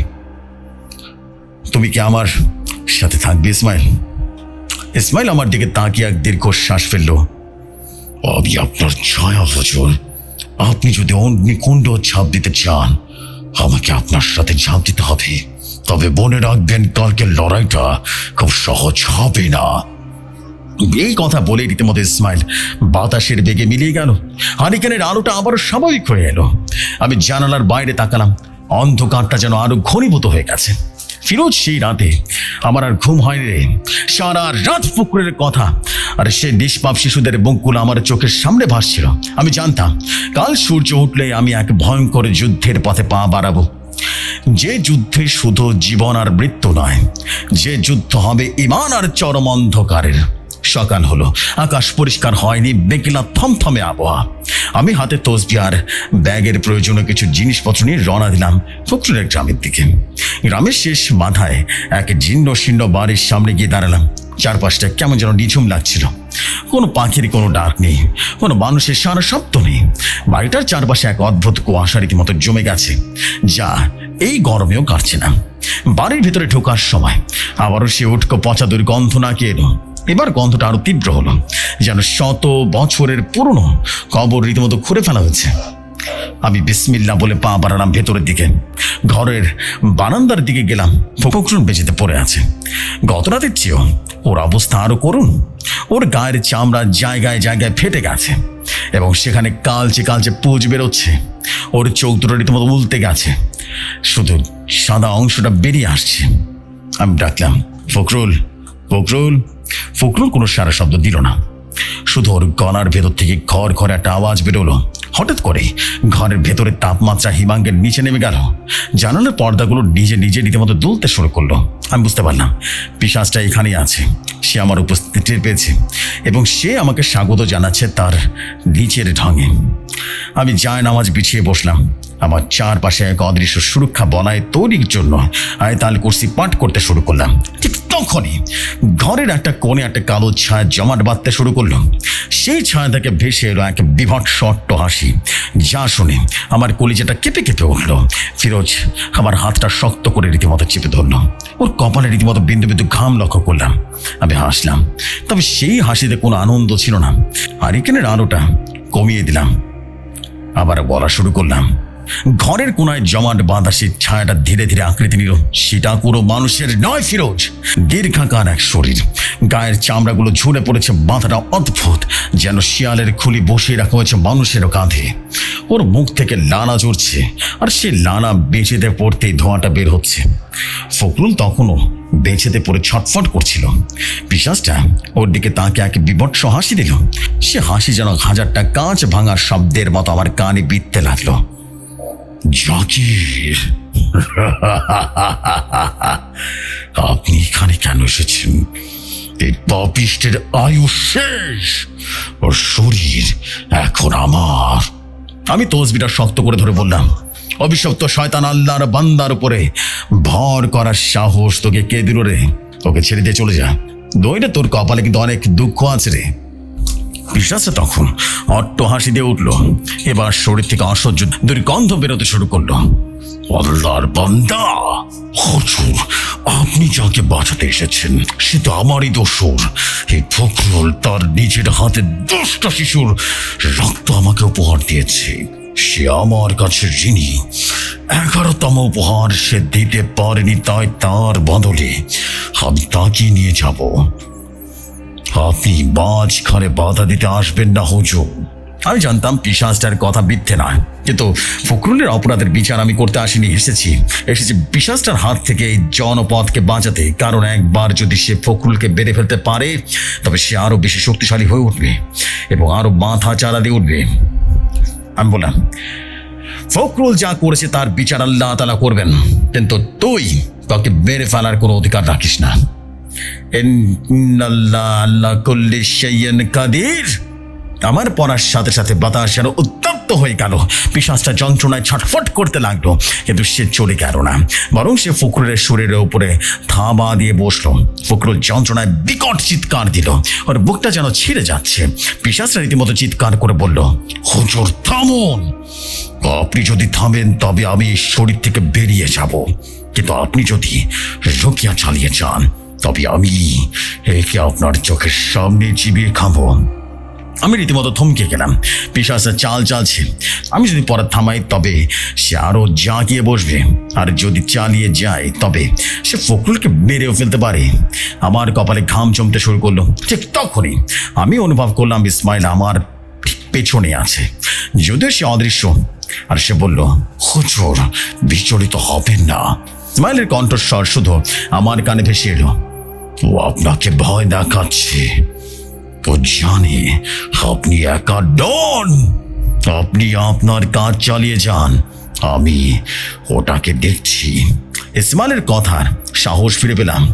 আমি সুর করে রোকার আয়াত পড়তে শুরু করলাম। পিশাচটা এবার ক্ষিপ্ত হয়ে আমার দিকে ধেয়ে আসতে শুরু করলো, কিন্তু আমার চারপাশে ইসমাইলের তৈরি করা সেই অদৃশ্য দেয়ালকে ধাক্কা দিয়ে সরিয়ে দিচ্ছে। ইসমাইল, পিশাচটা রীতিমতো চিৎকার করে উঠলো, তুই কেন এক মানুষের গোলামি করছিস? চলে আয়, আমার সাথে চলে আয়, আমরা দুজন মিলে এই গ্রামকে শ্মশান বানিয়ে দেব। ইসমাইল রীতিমতো আত্মপ্রকাশ করলো, তবে পুরোটা নয়, শুধু তীব্র এক আলোক রশ্মি হয়ে সে পিশাচ আর আমার মাঝখানে এসে দাঁড়ালো। ইসমাইলের উপস্থিতিতে ঘরটা যেন আলোকিত হয়ে গেল। সে বলে উঠলো, গোলামি নয়, আমি সত্যের পথে এসেছি। ইসমাইল গম্ভীর গলায় বলল, আর তুই এক জঘন্য পিশাচ ছাড়ার কিছুই নয়। আল্লাহর হুকুমে এই মুহূর্তে এই শরীর ছেড়ে বেরিয়ে যা, লড়াইটা এবার রীতিমতো চরমে পৌঁছালো। পিশাচটা ফখরুলের শরীর থেকে একটা কালো ধোঁয়ার মতো বের হয়ে ইসমাইলের দিকে রীতিমতো পা বাড়ালো। ঘরে আসবাবপত্র রীতিমতো উড়তে শুরু করলো। দেয়াল ঘড়িটা ভেঙে চুরমার হয়ে গেল। আমি চোখ বন্ধ করে অনবরত দোয়া পড়ছি। হঠাৎ করে প্রচণ্ড শব্দে রীতিমতো ঘরটা কেঁপে উঠলো। আমি চোখ খুলে দেখি পিশাচটা এক কোনায় রীতিমতো ঢুকছে, আর ইসমাইলের হাতের ছোঁয়ায় ওর শরীরটা রীতিমতো আগুন ধরে গেল। কিন্তু পিশাচটা রীতিমতো নাছর বান্দা, সে আবার ফখরুলের শরীরের ভেতরে ঢুকে পড়লো। ফখরুলের মুখ থেকে তখনও গ্যাস না বেরোচ্ছে। সে আমার দিকে করুণ দৃষ্টিতে তাকালো। ওর চোখের দৃষ্টিতে আমি হাজারো শিশুর আর্তনাদ দেখতে পাচ্ছিলাম। সে কথা বলতে পারছে না, কিন্তু ওর চোখ বলছে আমাকে মুক্তি দিন। আমি বুঝতে পারলাম এটা সাধারণ কোনো রুকায়াতে কাজ করবে না। এই পিশাচটা ফখরুলের আগের করা সে কালো জাদুর মাধ্যমে ওর শরীরে রন্ধ্রে রন্ধ্রে মিশে আছে। ওকে বের করতে হলে আমাকে আরো কঠোর হতে হবে, আরো অনেক কঠোর হতে হবে। আমি বললাম, ইসমাইল, পিশাচটা সরাসরি আক্রমণ করো। আমি ফখরুলের শরীরটাকে বন্ধন মুক্ত করছি। ইসমাইল এবার তার পূর্ণ শক্তিকে রীতিমতো আবির্ভূত হলো। ওর চারপাশ থেকে নীলচে আগুন শিখা বের হতে শুরু করলো। ঘরটা কাঁপতে শুরু করলো, যেন ভূমিকম্প হচ্ছে। পিশাচটা ফখরুলের গলাটা চেপে ধরে আছে, যেন ওকে ঢাল হিসেবে ব্যবহার করছে। সে বলে উঠল, জাকির হুজুর, আপনি ভুল করছেন। পিশাচটা রীতিমতো চেঁচিয়ে বলল, এই পাপীকে বাঁচাতে গিয়ে আপনি নিজেও ধ্বংস হয়ে যাবেন। আমি কান দিলাম না তার কথায়। আমি জানি পাপীর শেষ রক্ষা হয় না, কিন্তু এই অন্ধকারকে প্রশ্রয় দেওয়াটা অপরাধ। আমি তসবিটা হাতে নিয়ে ফখরুলের দিকে এগিয়ে গেলাম। পিশাচটা এক ভয়ঙ্কর হুঙ্কার দিয়ে উঠল। ফিরোজের মুখটা এখন সম্পূর্ণ শুকিয়ে গেল। ও বড় বড় করে চোখ করে আমার দিকে তাকালো। আমি বললাম, ভয় পাস না, এখনো ঘটনা বাকি আছে। আমি এক পা করে ফখরুলের দিকে এগিয়ে গেলাম। আমার তসবিটা হাতে সেই তসবির দানাগুলো রীতিমতো দ্রুত করছে। ছোটে অনবরত উচ্চারিত সে পবিত্র কোরআনের আয়াত। প্রতিটি আয়াতের সাথে সাথে ফখরুলের শরীরটা বেঁকে বেঁকে যাচ্ছে। ঘোর পিশাচ তার সমস্ত শক্তি দিয়ে আমাকে প্রতিহত করার চেষ্টা করছে। ঘরের বাতাস এতটাই ভারী হয়ে গেছে যে শ্বাস নেওয়া রীতিমতো কঠিন হয়ে দাঁড়িয়েছে। আমি বললাম, ফিরে যা শয়তান, আল্লাহর দোহাই লাগে এই শরীর ছেড়ে বেরিয়ে আয়। আমি রীতিমতো হুঙ্কার দিয়ে বললাম, কিন্তু পিশাচটা এক বিকট কান ফাটানো আর্তনাদ করে উঠল আর হাসি দিয়ে উঠল। ফখরুলের গলা দিয়ে বের হওয়া সেই শটটা শুনলে মনে হবে যেন হাজার হাজার শিয়াল একসাথে ডাকছে। সে বলে উঠল, কিসের দোহাই দিচ্ছেন হুজুর? এই শরীর আমার, এই ফখরুলের প্রতিটা রক্তবিন্দু আমার কাছে বিক্রি করা। আপনি কি ভেবেছেন আপনার এই সামান্য দোয়া পড়া ফু দেওয়াতে আমি চলে যাব? এই পাপিষ্টের শরীর শেষ না করে, এই অস্থি মজ্জা না চিবিয়ে আমি এখান থেকে এক পাও নড়ব না। পিশাচের কথার সাথে সাথে ফখরুলের শরীর থেকে একটা কালো দুর্গন্ধ ধোঁয়া বেরোতে শুরু করলো। সে ধোঁয়া যেন জীবন্ত সাপের মতো আমার দিকে ধেয়ে আসতে লাগলো। আমি বুঝতে পারলাম পিশাচরা এখন বরণ কামড় দিতে চাইছে। সাধারণ রুকিয়াতে একে বশ করা অসম্ভব। ফখরুলের নিজের করা সে কালো জাদুর শিকলে পিশাচটা ওর শরীর থেকে এমনভাবে বেঁধে রেখেছে, সাধারণ রুকিয়াতে একে বশ করা অসম্ভব। ফখরুল নিজের করা কালো জাদুর শিকলে সে পিশাচটা ওর শরীরে এমনভাবে বাসা বেঁধেছে যে ফখরুলের প্রাণ পাখি এমনিতেই বেরিয়ে যাবে। পরিস্থিতি হাতের বাইরে চলে যাচ্ছে। পিশাচটা এবার ফখরুলের শরীর থেকে অর্ধেকটা বেরিয়ে এসে তার বিশাল থাবাটা আমার দিকে বাড়িয়ে দিল। ও সে গলিত মাংস আর হাড়ের থাবাটা আমার গলা লক্ষ্য করে ছুটে আসছিল। আর কোনো উপায় নেই, আমাকে চরম সিদ্ধান্ত নিতেই হলো। ইসমাইল, আমি চোখ বন্ধ করে আমার সমস্ত আধ্যাত্মিক শক্তি এক করে আর ডাক দিলাম ওকে। আমি তোকে পরিপূর্ণরূপে আহ্বান করছি, আল্লাহর হুকুমে উপস্থিত হয়ে যাও। আমার ডাক দেওয়া মাত্রই বাইরের ঝড় যেন হঠাৎ করে এক মুহূর্তের জন্য থমকে গেল। তারপরে ঘটল সে অলৌকিক ঘটনা। আকাশে ঘন কালো মেঘগুলো যেন তাড়াতাড়ি করে দুভাগ হয়ে গেল। সেই মেঘের ফাটল দিয়ে এক তীব্র অন্ধকার নীলচে সাদা আলোক রশ্মি তীরের মতো এলো পৃথিবীর দিকে। ফখরুল কবিরাজের ঝড়ে রীতিমতো জরাজীর্ণ টিনের চাল ভেদ করে সে আলোক রশ্মি সোজা এসে পড়লো আমার বুকের ঠিক মাঝখানে। আমার মনে হলো 1000 ভোল্টের বিদ্যুৎ আমার শরীরের ভেতর দিকে প্রবাহিত হচ্ছে, কিন্তু এতে কোনো ব্যথা হচ্ছিল না। ছিল এক অদ্ভুত স্বর্গীয় প্রশান্তি, এক অসীম শান্ত শক্তি। সেই তীব্র আলো আমার শরীর থেকে প্রতিফলিত হয়ে ঘরের মাঝখানে শূন্যে জমাট বাঁধতে শুরু করলো। পিশাচটা রীতিমতো থমকে গেল। ওর থাবাটা শূন্যে আটকে আছে। ওর লাল চোখ এখন আর কোনো অহংকার নেই, বরং সেখানে ফুটে উঠেছে চরম এক আতঙ্ক। আলোর সেই জমাট বাঁধা স্তম্ভটা ধীরে ধীরে একটা অবয়ব নিতে শুরু করলো। মুহূর্তের মধ্যেই সে আলো থেকে সশরীরে আবির্ভাব হলো ইসমাইল জি। ফিরোজ, তুই এই দৃশ্যটা দেখতে যদি তাহলে তোর চোখ ধাঁধিয়ে যেত। ইসমাইল আসল রূপে মানুষের ধারণার বাইরে। ওর উচ্চতা ছাদ ছুঁয়ে ফেললো। পরনের শুভ্র উজ্জ্বল পোশাক, যা থেকে অপার্থিব আভা বের হচ্ছে। ওর মুখমণ্ডল গম্ভীর, চোখের বনে দুটো যেন প্রলঙ্কার আগুন জ্বলছে। ওর পিঠের পেছনে বিশাল দুটো ডানার মতো ছায়া, যা পুরো ঘরটাকে ঢেকে ফেলেছে। আমি বললাম, ইসমাইল! ঘোর পিশাচটার গলা এক রীতিমতো ঘর ঘর শব্দে রীতিমতো বেরিয়ে আসছে। যে পিশাচটা একটু আগে এত দম্ভ দেখাচ্ছিল, সে এখন ইসমাইলের বিশাল পবিত্র উপস্থিতির সামনে থরথর করে কাঁপছিল। ইসমাইল এক পায়ে এগিয়ে গেল সে পিশাচটার দিকে। ওর হাঁটার শব্দে পুরো বাড়িটা রীতিমতো ভূকম্পের মতো কেঁপে কেঁপে উঠল। সে বলে উঠল, তুই আল্লাহর সৃষ্টিকে চ্যালেঞ্জ করেছিলিস। ইসমাইলের গম্ভীর বেঘার মতো বিভৎস কণ্ঠ, তোর বাবাচার আজ এখানে শেষ হবে। পিশাচটা পালানোর জন্য জানালার দিকে একটা লাফ দিল, কিন্তু ইসমাইলের চেয়েও রীতিমতো দ্রুত। ইসমাইল বিদ্যুতের বেগে হাত বাড়িয়ে শূন্যে পিশাচটার গলা শক্ত করে চেপে ধরল। পিশাচের যন্ত্রণা এক বিভৎস চিৎকার করে উঠল। ওর গলিত শরীরটা ইসমাইলের হাতের স্পর্শকে ছ্যাক ছ্যাক করে রীতিমতো পড়তে শুরু করলো। ইসমাইল পিশাচটাকে শূন্যে তুলে ধরল। পিশাচটা হাত পা রীতিমতো ছুড়ে বাঁচার চেষ্টা করছে। ওর লম্বা ধারালো নখগুলো দিয়ে ইসমাইলের হাতে আঁচড় কাটার চেষ্টা করছে, কিন্তু ইসমাইলের গায়ে কোনো আঁচড়ই পড়ছে না। ইসমাইল হুঙ্কার দিয়ে বলল, আবার চোখের দিকে তাকিয়ে দেখ শয়তান। ইসমাইল রীতিমতো হুঙ্কার দিয়ে উঠলো। ওর চোখের সে প্রলয়ঙ্কারে আগুন যেন আরো দাও দাও করে জ্বলে উঠলো। পিশাচটা বাধ্য হয়ে ইসমাইলের চোখের দিকে তাকালো, আর তাকানোর সাথে সাথে এক অভাবনীয় দৃশ্য ঘটলো। ইসমাইলের চোখ থেকে অদৃশ্য আগুনের স্রোত পিশাচটার শরীরে প্রবেশ করলো। পিশাচটা সেই অন্তিম চিৎকারের রাতের নিস্তব্ধতা ছিঁড়ে ছিঁড়ে বহু দূর পর্যন্ত প্রতিধ্বনিত হলো। ওর শরীরে ভেতর থেকে দাও দাও দাও দাও করে আগুন জ্বলে উঠল। সে আগুন কোনো সাধারণ আগুন নয়, কালো জাদু আর পিশাচ সত্তাকে ধ্বংস করার ঐশী আগুন। মানুষের মুহূর্তের মধ্যে পিশাচটার চামড়া, হাড়, মাংস সবকিছু খসে খসে পড়তে লাগলো। ওর শরীরটা চোখের পলকে কালো ছাই হয়ে গেল। আমি অবাক দৃষ্টিতে সে ভয়ঙ্কর ঘুল পিশাচটাকে সেই ফখরুল তিলে তিলে খাচ্ছিল। সে ইসমাইলের হাতের মুঠোয় স্রেফ এক মুঠো ছাই হয়ে গেল। তারপর সেই ছাইগুলো উটকো গন্ধ কালো ধোঁয়ার সাথে বাতাসে মিশে গেল। পিশাচটা কোনো অস্তিত্ব আর রইল না। ইসমাইল ধীরে ধীরে ওর হাতটা নামিয়ে দিল। ঘরের ভেতরের এই কোমর দম বন্ধ করা পরিবেশটা হঠাৎ করে কেটে গেল। এক শীতল পবিত্র বাতাস ঘর থেকে বেরিয়ে গেল। ইসমাইল আমার দিকে ফিরে তাকাল। ওর চোখে আগুন তখন নিভে গিয়ে এক অদ্ভুত প্রশান্তি নেমে গেছে। আলহামদুলিল্লাহ, আলহামদুলিল্লাহ, আমার মুখে অজান্তে বেরিয়ে এলো কথাটা। আমি একটু থামলাম। ফিরোজের চোখ দুটো রীতিমতো গোল গোল হয়ে গেছে। ও যেন ঘরের মধ্যে আছে। দাদু ভাই, তারপর কি হলো? ফখরুল কবিরাজ কি বেঁচে গেল? ফিরোজ রীতিমতো অস্থির হয়ে জিজ্ঞেস করলো। আমি গম্ভীর কণ্ঠে বললাম, সব অপরাধের শাস্তি তো আর পিশাচকে বললে শেষ হয়ে যায় না দাদু ভাই। আসল বিচার তো তখনও বাকি ছিল। ফখরুলের পরিণতি হলো তা এবার বুঝতে পারবি। ইসমাইলের হাতের মুঠোর সে পিশাচটা ভস্মীভূত হয়ে যাওয়ার পর ঘরের ভিতরে যখন দম বন্ধ করা হাওয়াটা নিমেষেই গায়েব হয়ে গেল, তখন এক পবিত্র শীতল বাতাস চারিদিকে ছড়িয়ে পড়ল। আমি স্বস্তির নিঃশ্বাস ফেলে মেঝেতে পড়ে থাকা ফখরুল কবিরাজের দিকে তাকালাম। আমি ভেবেছিলাম পিশাচটা ধ্বংস হওয়ার পর ফখরুল হয়তো বেঁচে যাবে, হয়তো তার জ্ঞান ফিরবে, কিন্তু আমি ভুল ভেবেছিলাম।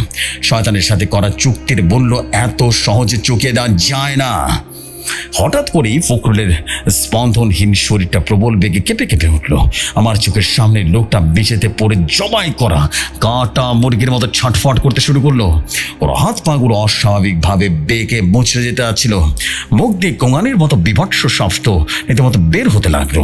আমি ছুটে ওর কাছে যেতে চাইলাম, কিন্তু ইসমাইল হাত বাড়িয়ে আমাকে বাধা দিল। ওর কাছে যাবেন না হুজুর।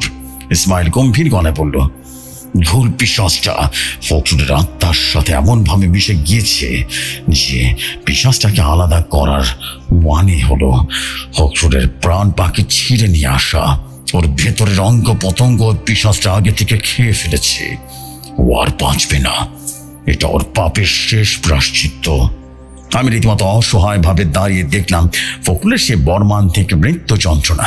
10টা নিষ্পাপ শিশুর প্রাণ যে লোকটা নিজের হাতে শয়তানের চরণে সঁপে দিয়েছে, আজ শয়তানই তার প্রাণবায়ু কেড়ে নিয়েছে। ছটফট করতে করতে একটা সময় ফখরুলের শরীরটা বেঁকে বেঁকে গেল, এরপর টান টান হয়ে গেল।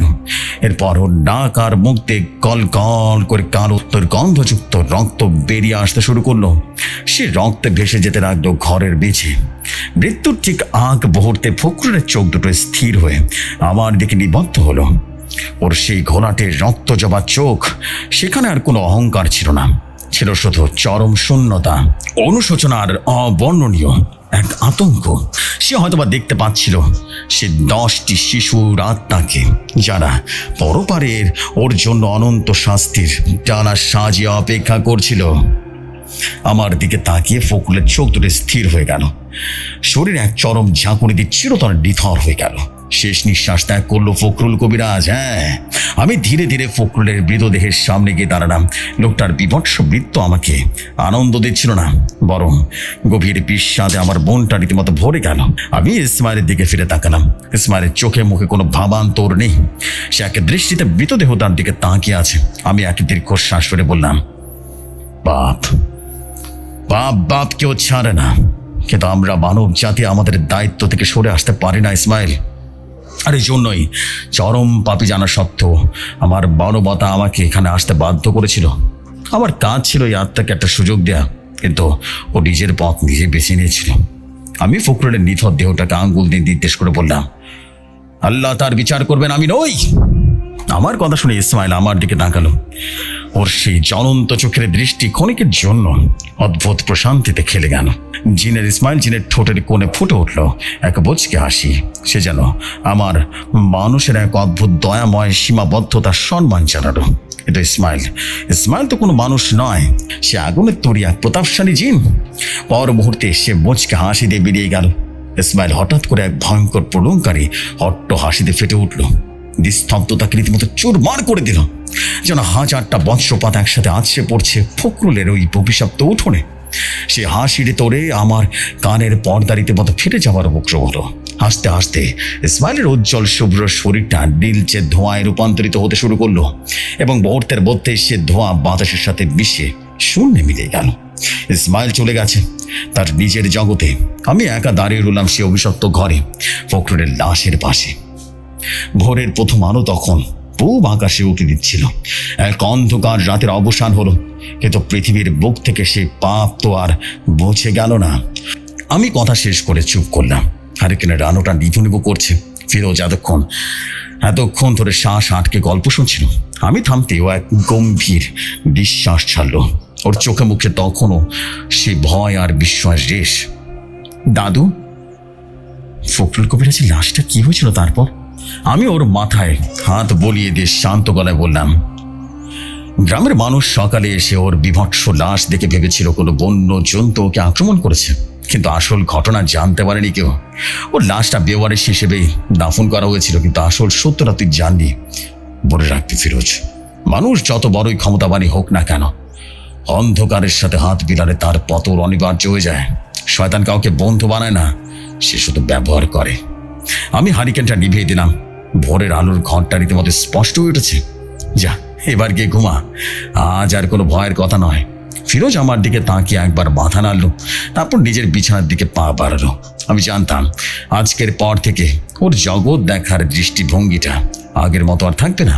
আর আমি শুধু অপেক্ষা করি কবে আবার অন্ধকারে কোনো শক্তি মাথা চাড়া দিয়ে উঠবে, আর আমাকে ডাক পাঠাতে হবে সেই পুরনো সঙ্গীকে, ইসমাইল জিনকে।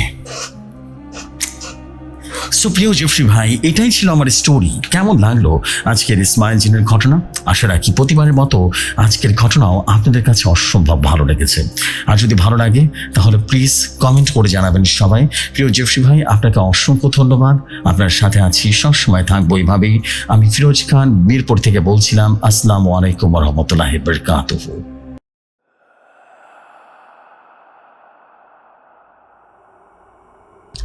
ওয়ালাইকুম আসসালাম। আশা করছি আজকের স্টোরি জাস্ট উড়ে গেছে। ওয়াও! অ্যান্ড একই সাথে বলতে চাই যে সত্যি this is unbelievable, massive story ছিল। আসলে বাপিকেও ছাড়ে না, এটা আমরা আগেও শুনেছি, এখনও শুনেছি, এবং এটা আসলে সত্যি কথা, এটাকে মানতেই হবে। So believe me or not, আমি বিশ্বাস করি যে আপনারা সবসময়ের মতো এভাবেই সাথে থাকবেন। এবং ইসমাইল জিনের ঘটনা আজকে প্রচার হলো, আলহামদুলিল্লাহ। এবং আমি চাই যে সবসময় ভৌতিক দুনিয়ার সাথে থাকবেন। এবং ভৌতিক দুনিয়া এবং ভৌতিক কথা দুটো প্রোগ্রামে কিন্তু আমার, বাই দ্য ওয়ে, আপনারা নিশ্চয়ই সবাই জানেন, তারপর আরেকবার বলে দিচ্ছি যে ভৌতিক কথা আমার যে বড় চ্যানেলটা আছে সেই চ্যানেলটা হ্যাক করার জন্য অনেকভাবেই ট্রাই করা হচ্ছে। মানে গত এক সপ্তাহ ধরে আমি এটা নোটিস করেছি, এবং এটা নিয়ে আমি অলরেডি বড় বড় এক্সপার্টের সাথে কথা বলছি যে কীভাবে জিনিসটা সলভ করা যায়। কারণ যখনই আমি লগ ইন করছি বা যখনই আমি কোনো একটা ভিডিও আপলোড দিতে যাচ্ছি বা যে কোনো কিছু যখন আমি করছি, তখনই হিট করছে আমার মোবাইলে বা আমার ডিভাইসে নোটিফিকেশন আসছে যে someone is trying to log in your account. মানে যে কোনো সময় হ্যাক হয়ে যেতে পারে। সো সবচেয়ে বেটার আমি চুপচাপ এখন আপাতত ভৌতিক কথায় প্রোগ্রাম কোনো দিচ্ছি না, লগ ইনও করছি না, বিকজ দ্যার ইজ ভ্যারি রং আমার চ্যানেলের সাথে হচ্ছে। দ্যাটস অনির্দিষ্টকালের জন্য এটা বন্ধ রয়েছে। আমি আপনাদের জানাবো যে কবে আবারও ভৌতিক কথা আগের মতো রেগুলার হবে। সো ততদিন সবাই ভৌতিক দুনিয়া শুনতে থাকুন, কারণ ভৌতিক দুনিয়াতে এক্স্যাক্টলি ভৌতিক কথাতে যা শুনতেন সেমভাবে ভৌতিক দুনিয়াতে আপনারা শুনবেন। সব কিছুই সেম থাকবে, মিউজিক, ব্যাকগ্রাউন্ড মিউজিক সব কিছুই সেম থাকবে, ইভেন পোস্টার ডিজাইনও অলমোস্ট সেম থাকবে। সো আপনাদের সবাইকে বলবো, সবাই কাইন্ডলি আমার উপরে বিশ্বাস রেখে আপনারা ভৌতিক দুনিয়া শুনতে থাকুন। আশা করি দারুণ কিছু হয়ে যাবে। আর দেরি করবো না, চলে যাচ্ছি আমরা পরবর্তী স্টোরিতে।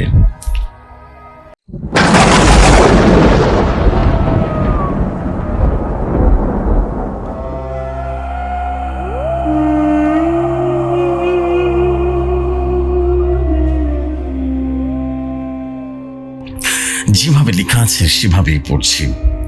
আসসালামু আলাইকুম জসু ভাই এবং ভৌতিক দুনিয়ার সমস্ত শ্রোতাবৃন্দ, কেমন আছেন সবাই?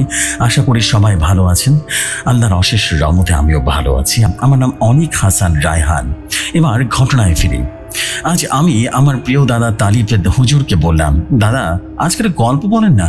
তখন দাদা মিষ্টি একটা হাসি দিয়ে বললেন, ঠিক আছে শোনো, তাহলে মন দিয়ে শুনবে, কিন্তু এইটা তুমি দুইটা জিনিস শিখতে পারবে এই ঘটনা শুনে। ভালোবাসার জন্য মানুষ কি করতে পারে, আর দুই, প্রতিশোধের নেশা মানুষকে কতটা অন্ধ করে দিতে পারে। সময়টা ছিল আষাঢ়ের শেষ সময়। একদিন আমি ঘরে শুয়েছিলাম, তখন বাইরে থেকে একটা আওয়াজ আসে, তালিব হুজুর বাড়িতে আছেন নাকি? এই বলে কেউ একজন ডাকতে শুরু করলো। তখন আমি ঘর থেকে বের হয়ে এসে দেখি এক 30 থেকে 40 বছরের এক লোক দাঁড়িয়ে আছে। তখন আমি বললাম, আসসালামু আলাইকুম। এ আপনি? আর এভাবে ডাকছেন কেন, কি হয়েছে? তখন লোকটি বলল, আমার নাম কাদের, আর আমি আপনাদের গ্রাম থেকে প্রায় 40 কিলোমিটার দূরের গ্রামে থাকি। আপনি আমার ছেলেকে বাঁচান হুজুর। এগুলো বলে সে কাঁদতে শুরু করলো। তখন আমি বললাম, আহা এভাবে কাঁদছেন কেন, কি হয়েছে আমাকে খুলে বলুন। দেখুন, কোনো কিছু গোপন রাখবেন না, সব কিছু সত্যি করে বলুন। মিথ্যা বললে কিন্তু আমি কিছু করতে পারবো না। তখন কাদের মিয়া নিচু হয়ে রীতিমতো ফুপিয়ে ফুপিয়ে কেঁদে উঠলেন। কাঁপা কাঁপা গলায় বললেন, ঘটনাটি শুরু হয়েছিল 1 মাস আগে থেকে। প্রথম থেকে সে শুধু বলতো, ও আমাকে নিয়ে যাবে, ও আমাকে বাঁচাতে দেবে না, কেউ আমাকে বাঁচাও। শুরুতে ওর পাগলামি আমরা কেউ কান দিতাম না, কিন্তু যত দিন যেতে লাগলো সমস্যাটা ততই বাড়তে লাগলো। হঠাৎ একদিন সে বলতে শুরু করলো, আমার ভুল হয়েছে, ও আমাকে বাঁচতে দেবে না, তোমরা কেউ আমাকে বাঁচাও। ওই দেখো আমাকে ডাকছে, আমি যাব না, তোমরা কেউ ওকে চলে যেতে বলো। এই বলে কাঁদতে শুরু করতো। এর 3 দিন পর থেকে শুরু হয় আসল আজাব। হুজুর কপালে রীতিমতো ভাঁজ ফিরে জিজ্ঞেস করলেন, এই কারবার বলুন না। হুজুর, সোহেল এখন রাতে ঘুমাতে পারে না। সে সারা রাত ঘরের কোণে তাকিয়ে চিৎকার করে বলে, ওই যে মেয়েটা দাঁড়িয়ে আছে, ওর সারা শরীর দিয়ে রক্ত পড়ছে, ও হাসছে। জানেন হুজুর, আমরা অনেক ডাক্তার দেখেছি কিন্তু কোনো লাভ হয়নি। তখন আমি বললাম, আপনারা কোনো কবিরাজ বা তান্ত্রিক দেখাননি? তখন সে বলল, দেখিয়েছিলাম তো, কিন্তু কোনো কবিরাজ বা তান্ত্রিক কিছুই করতে পারেনি। কিন্তু সবচাইতে অবাক করার বিষয় কি জানেন হুজুর? শুধু আমার ছেলে না, গ্রামের 18 থেকে 25 বছরের সমস্ত ছেলে মারা যাচ্ছে, লাশ পাওয়া যাচ্ছে, আবার কারোর লাশ পাওয়া যায় না। আর যাদের লাশ পাওয়া যায় সে রীতিমতো কেউ যেতেও চায় না, কারণ তাদের লাশটা এতটাই ভয়ঙ্কর যে অনেকে তো দেখে ওখানে সেন্স হারিয়ে ফেলবে। কারো লাশের বুক ছেড়ে কলিজা বের করে নিয়েছে, কেটে ফেলেছে, এমনকি কারো কারো মাথাও খুঁজে পাওয়া যায় না। এসব শুনে আমি তখন বুঝলাম এটা কোনো সাধারণ প্রেতাত্মার কাজ নয়। তখন সে আবারও বলতে শুরু করলো, হুজুর, আমার ছেলেটা যেন দ্বিগুণ কষ্ট পাচ্ছে, পচন ধরে গেছে ওর শরীরে, এবং সেই পচন জায়গা থেকে কালো কালো পোকা বেরিয়ে আসছে। আমার ছেলে তখন চিৎকার করে বলে, আমাকে মেরে ফেলো, কষ্ট দিস না, আমি আর দিতে পারছি না। একজন বাবা হয়ে ছেলের এরকম নির্মম পরিস্থিতি কিভাবে দেখবো বলুন? এর আগে আমরা একজন কবিরাজের কাছে গিয়েছিলাম, তখন সে এসব শুনে আমাদের বাড়িতে রীতিমতো যেতে রাজি হয়। কিন্তু হুজুর, ঘর ঢোকার সাথে সাথে অলৌকিকভাবে সেই কবিরাজ রক্তবমি করতে শুরু করলো, আর সেখানেই মারা গেল।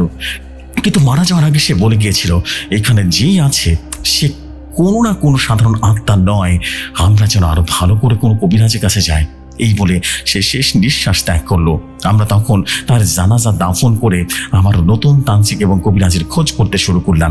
খুঁজতে খুঁজতে একজনের কাছে আপনার সন্ধান শুনে আমরা আপনার কাছে চলে এসেছি। দয়া করে হুজুর, আপনি আমাদের খালি হাতে ফিরিয়ে দিবেন না। এই বলে আমার পায়ে ধরে কাঁদতে শুরু করলো। আমি তাকে উঠিয়ে দিয়ে বললাম, কাঁদবেন না, দেখি আপনাদের কি করতে পারি। আপনারা আপাতত চলে যান, আমি ইনশাআল্লাহ কাল সন্ধ্যায় আপনাদের বাড়িতে আসবো। তখন লোকটি ঠিকানা দিতে চাইলে আমি বললাম, লাগবে না। তখন লোকটি একটু অবাক হয়ে আমার দিকে তাকিয়ে থেকে কিছু না বলে চলে গেল। আমি তখন আমার ধ্যান কক্ষে গিয়ে আমার বন্ধু সালাম জিনকে স্মরণ করলাম। আর কিছুক্ষণের মধ্যেই সেখানে এসে উপস্থিত হলো আমার বন্ধু সালাম জিন। এসে বলল, আসসালামু আলাইকুম বন্ধু, কেমন আছেন? আমি বললাম, ওয়ালাইকুম আসসালাম বন্ধু, ভালো আছি, আপনি কেমন আছেন? তখন সালাম জিন বলল, আলহামদুলিল্লাহ ভালো বন্ধু। তো আমাকে স্মরণ করার কারণটা কি জানতে পারি? তখন আমি সমস্ত ঘটনা বললাম। তারপরে কাদের মিয়ার ছেলে সোহেলের কথা বললাম, আর বললাম, আপনি একটু খোঁজ খবর নিয়ে আসুন না, দেখুন না কি হয়েছে। তখন সালাম জিন বলল, ঠিক আছে হুজুর, আমাকে একটু সময় দিন। এই বলে সে ধোঁয়ার সাথে মিলিয়ে গেল। প্রায় 2 ঘন্টা পর সালাম জিন আবার উপস্থিত হলো। এবার সে যা বলল তা শোনার জন্য আমি একেবারেই প্রস্তুত ছিলাম না। সে বলল, কাদের মিয়া যা বলেছে তা সব সত্যি নয় হুজুর, আপনি এই কাজটা করবেন না, ওকে ওর পাপের শাস্তি পেতে দিন। তখন আমি বললাম, কি বলছেন এসব, একটু বুঝে বলুন তো, আর কেনই বা আমি এই কাজটা করব না? তখন সালাম জিন বলতে শুরু করলো, হুজুর তাহলে শুনুন তারা কতটা জঘন্য কাজ করেছে। ওই গ্রামে নূর ইসলাম নামে এক দরিদ্র পরিবার থাকতো, আর নূর ইসলামের একটা মেয়ে ছিল যার নাম হলো রূপা। রূপা ঠিক তার নামের মতো সুন্দর এবং সে খুব মিশুক প্রকৃতির মেয়ে ছিল। সোহেল রূপাকে অনেকবার প্রেমের প্রস্তাব দিয়েছে, আর রূপা প্রতিবারই সোহেলকে ফিরিয়ে দিয়েছিল। ওই গ্রামে বাস করত আনিস নামের এক যুবক। আনিস এই দুনিয়াতে কেউ ছিল না, জন্মের আগে ওর বাবাকে হারিয়েছে। আর তার যখন মাত্র 6 মাস বয়স, তখন তার মা রোড অ্যাক্সিডেন্টে মারা যায়। তারপর থেকে আনিস তার প্রতিবেশীদের সাথে লালিত পালিত হতে লাগলো। তার যখন প্রায় 5 বছর বয়স, তখন আনিস মানুষের দাঁড়িয়ে দাঁড়িয়ে ঘুরত। কিন্তু জানেন হুজুর, এই দুনিয়া বড়ই নিষ্ঠুর। সে 5 বছর বয়সে আনিস একটা খাবারের দোকানে কাজ করত। সে দোকানদার আনিস কোন রকমের দুবেলা খেতে দিত। এভাবে দেখতে দেখতে কেটে গেল 15টি বছর। এখন আনিস প্রাপ্ত বয়স্ক যুবক। একদিন নূর ইসলাম মিয়া তার ক্ষেতের কাজের জন্য আনিসকে নিয়ে আসার, সেখান থেকে আনিস আর রূপার পরিচয় হয়। আনিস ছিল খুব সহজ সরল। প্রথম দেখাতেই রূপা আনিসকে খুব পছন্দ করে। দুজনের মধ্যে খুব ভালো একটা সম্পর্ক হয়ে যায়। এভাবে দুজনের মধ্যে সম্পর্ক একসময় প্রেমের রূপ নেয়।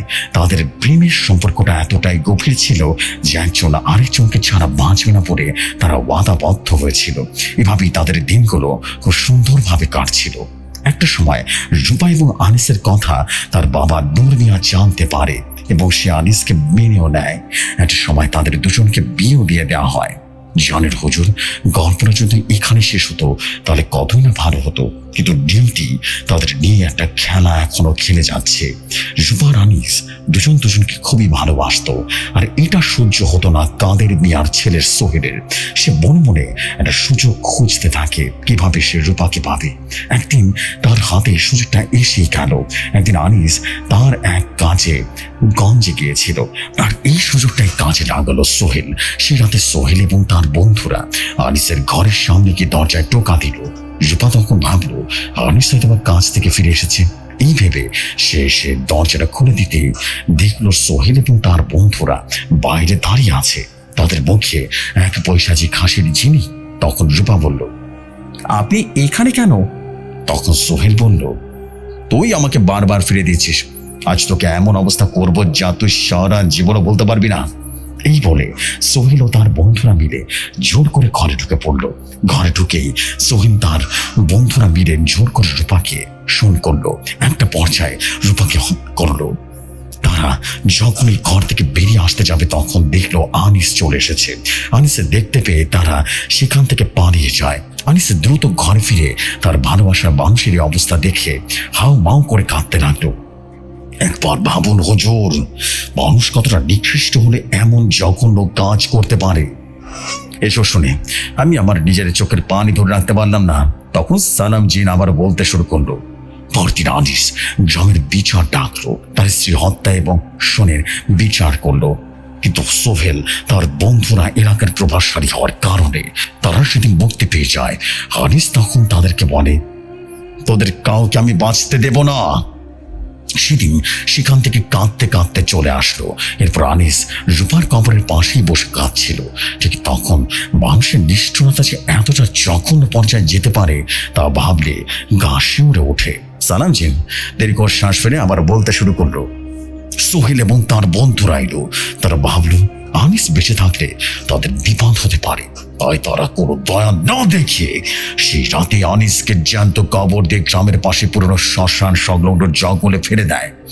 বলার আগে আনিস শুধু বলেছিল, এই অন্যায়ের বিচার আল্লাহ করবেন, আর যদি ফিরে আসি তবে তোদের বংশের প্রদীপ নিভিয়ে দেব। রূপার আনিসের সে অতৃপ্ত আত্মা আর তীব্র প্রতিশোধের নেশায় আজ এই গ্রামে কাল হয়ে দাঁড়িয়েছে। রূপা এখন শুধু কোনো আত্মা নয়, সে প্রতিহিংসা পরায়ণ প্রেতাত্মায় পরিণত হয়েছে। আর সোহেলের শরীরে যে কালো পোকা দেখেছেন ওগুলো সাধারণ কোনো পোকা নয় হুজুর, ওরা আনিসের কবরের সেই মাটি আর পচনের অভিশাপ যা সোহেলকে তিলে তিলে শেষ করে দিয়েছে।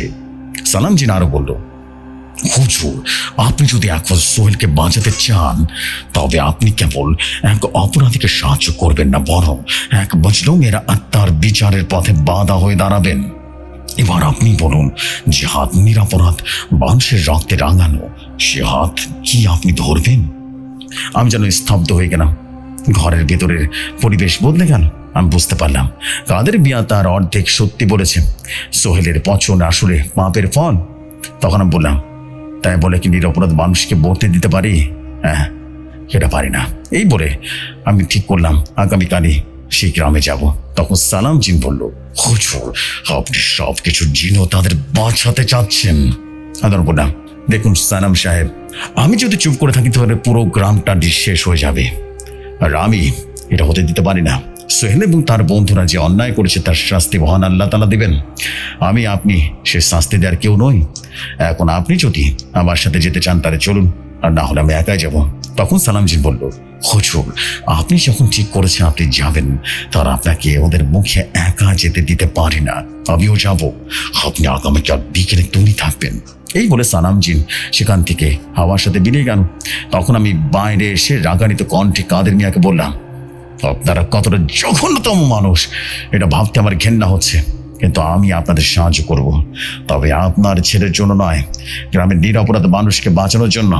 আজ আপনি চলে যান, আমি আগামীকাল আসবো। এই বলে আমি তাকে বিদায় দিয়ে রাতে যখন ঘুমাতে গেলাম তখন আমি একটা স্বপ্ন দেখি। আমি একটা নির্জন মাঠের মাঝখানে দাঁড়িয়ে আছি, চারদিকে ঘন কুয়াশা। এর মধ্য থেকে একটা বেরিয়ে এলো এবং সে বলল, হুজুর আপনি অনেক ভালো মানুষ, তাই আমি আপনাকে সাবধান করতে এসেছি, আপনি কাল গ্রামে যাবেন না। তখন আমি বললাম, দেখো মা, ভুল একজন করেছে, তার জন্য পুরো গ্রামকে তুমি ধ্বংস করে দিতে পারো না, এটা অন্যায়।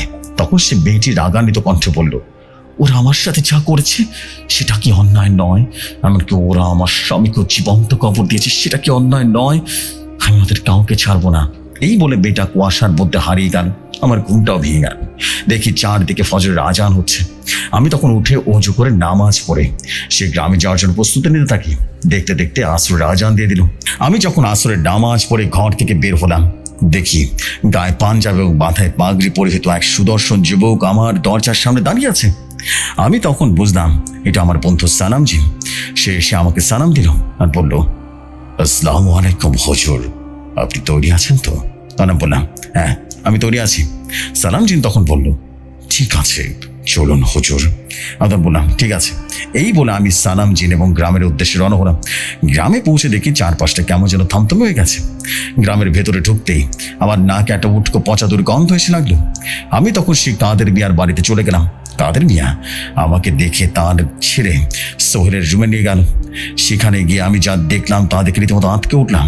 আমি দেখলাম সোহেলের মুখটা ফ্যাকাশ হয়ে গেছে, যেন তার শরীরে এক ফোঁটা রক্ত নেই, আর শরীরের বিভিন্ন জায়গায় পচন ধরেছে, আর সেই পচা জায়গায় কালো পোকা কিলবিল করছে। এইটা দেখে আমি কাদের মিয়াকে বললাম, আনিসকে কোথায় কবর দেওয়া হয়েছে, আমাকে সেই জায়গায় নিয়ে চলুন। এরপর কাদের মিয়া আমাকে সেই জঙ্গলে এনে দিয়ে বলল, হুজুর আমাকে মাফ করবেন, ছেলের এরকম জঘন্য কাজের কথা বললে আপনি কোনোদিন আমাকে সাহায্য করতেন না, তাই মিথ্যে বলেছি। এটা হলো সে আনিসের কবর। কবরটা দেখে আমি আর কাদের মিয়া সেখান থেকে চলে আসি। আর ঈশান নামাজ পড়ে কাদের মিয়াকে বললাম, আজ রাতে কেউ বের হবেন না। তারপর রাত 12টার দিকে আবার সেই জঙ্গলের ধারে যাই আর গোল বৃত্ত করে তার ভেতরে বসে রোকা করতে লাগলাম। হঠাৎ বনের নিস্তব্ধতা ভেঙে এক পৈশাচিক হাসির শব্দ বেরিয়ে আসলো। সে হাসি কোনো আনন্দ নেই, আছে কেবল হাহাকার আর প্রতিশোধের নেশা। হুজুর শান্ত কণায় বললেন, মা রূপা, আনিস তোমরা সামনে এসো, আমি জানি তোমরা এখানে আছো। তখন বাতাসের গতি এক নিমিষে বেড়ে গেল। কবরের পাশের বাঁটি রীতিমতো খুঁড়ে যেন বের হতে চাইছে। ধুলো আর শুকনো পাতার খুন্ডি ঝড় তৈরি হলো, আর মাঝখানে ফুটে উঠলো দুটি অবয়ব। একটি মেয়ের, যার পরনের শাড়ির রক্তে ভেজা, বুকটা ফ্যাকাশে কিন্তু চোখের আগুনের আভা।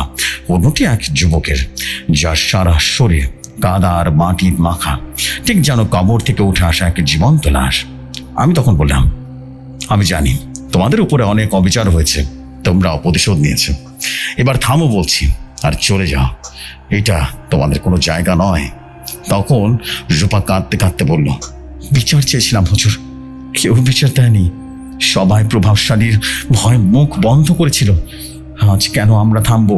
সালামজি গিয়ে এসে বলল, শোনো রূপা, প্রতিশোধ মানুষকে শান্তি দেয় না। তোমরা যদি এভাবে মানুষ মারতে থাকো তবে তোমরাও তাদের মতো অপরাধী হয়ে যাবে। আর সোহেল, সে তো মরার আগেই মরে আছে, তার শরীর তো পচতে শুরু করেছে। তখন আনিস বলল, আমরা থামবো না। কি করবি হুজুর, আপনি ভালো মানুষ, তাই আপনাকে ছেড়ে দিচ্ছি, চলে যান। তখন আমি বললাম, তোরা ভালো কথা শুনবি না তাই তো? এই বলে আমি চোখ বন্ধ করে এসে আয়াত পড়তে শুরু করলাম। তখন আনিস আর রূপা হাসতে লাগলো আর বলল, তুই আমাদের কিছুই করতে পারবি না, এবার দেখ আমরা কি করতে পারি।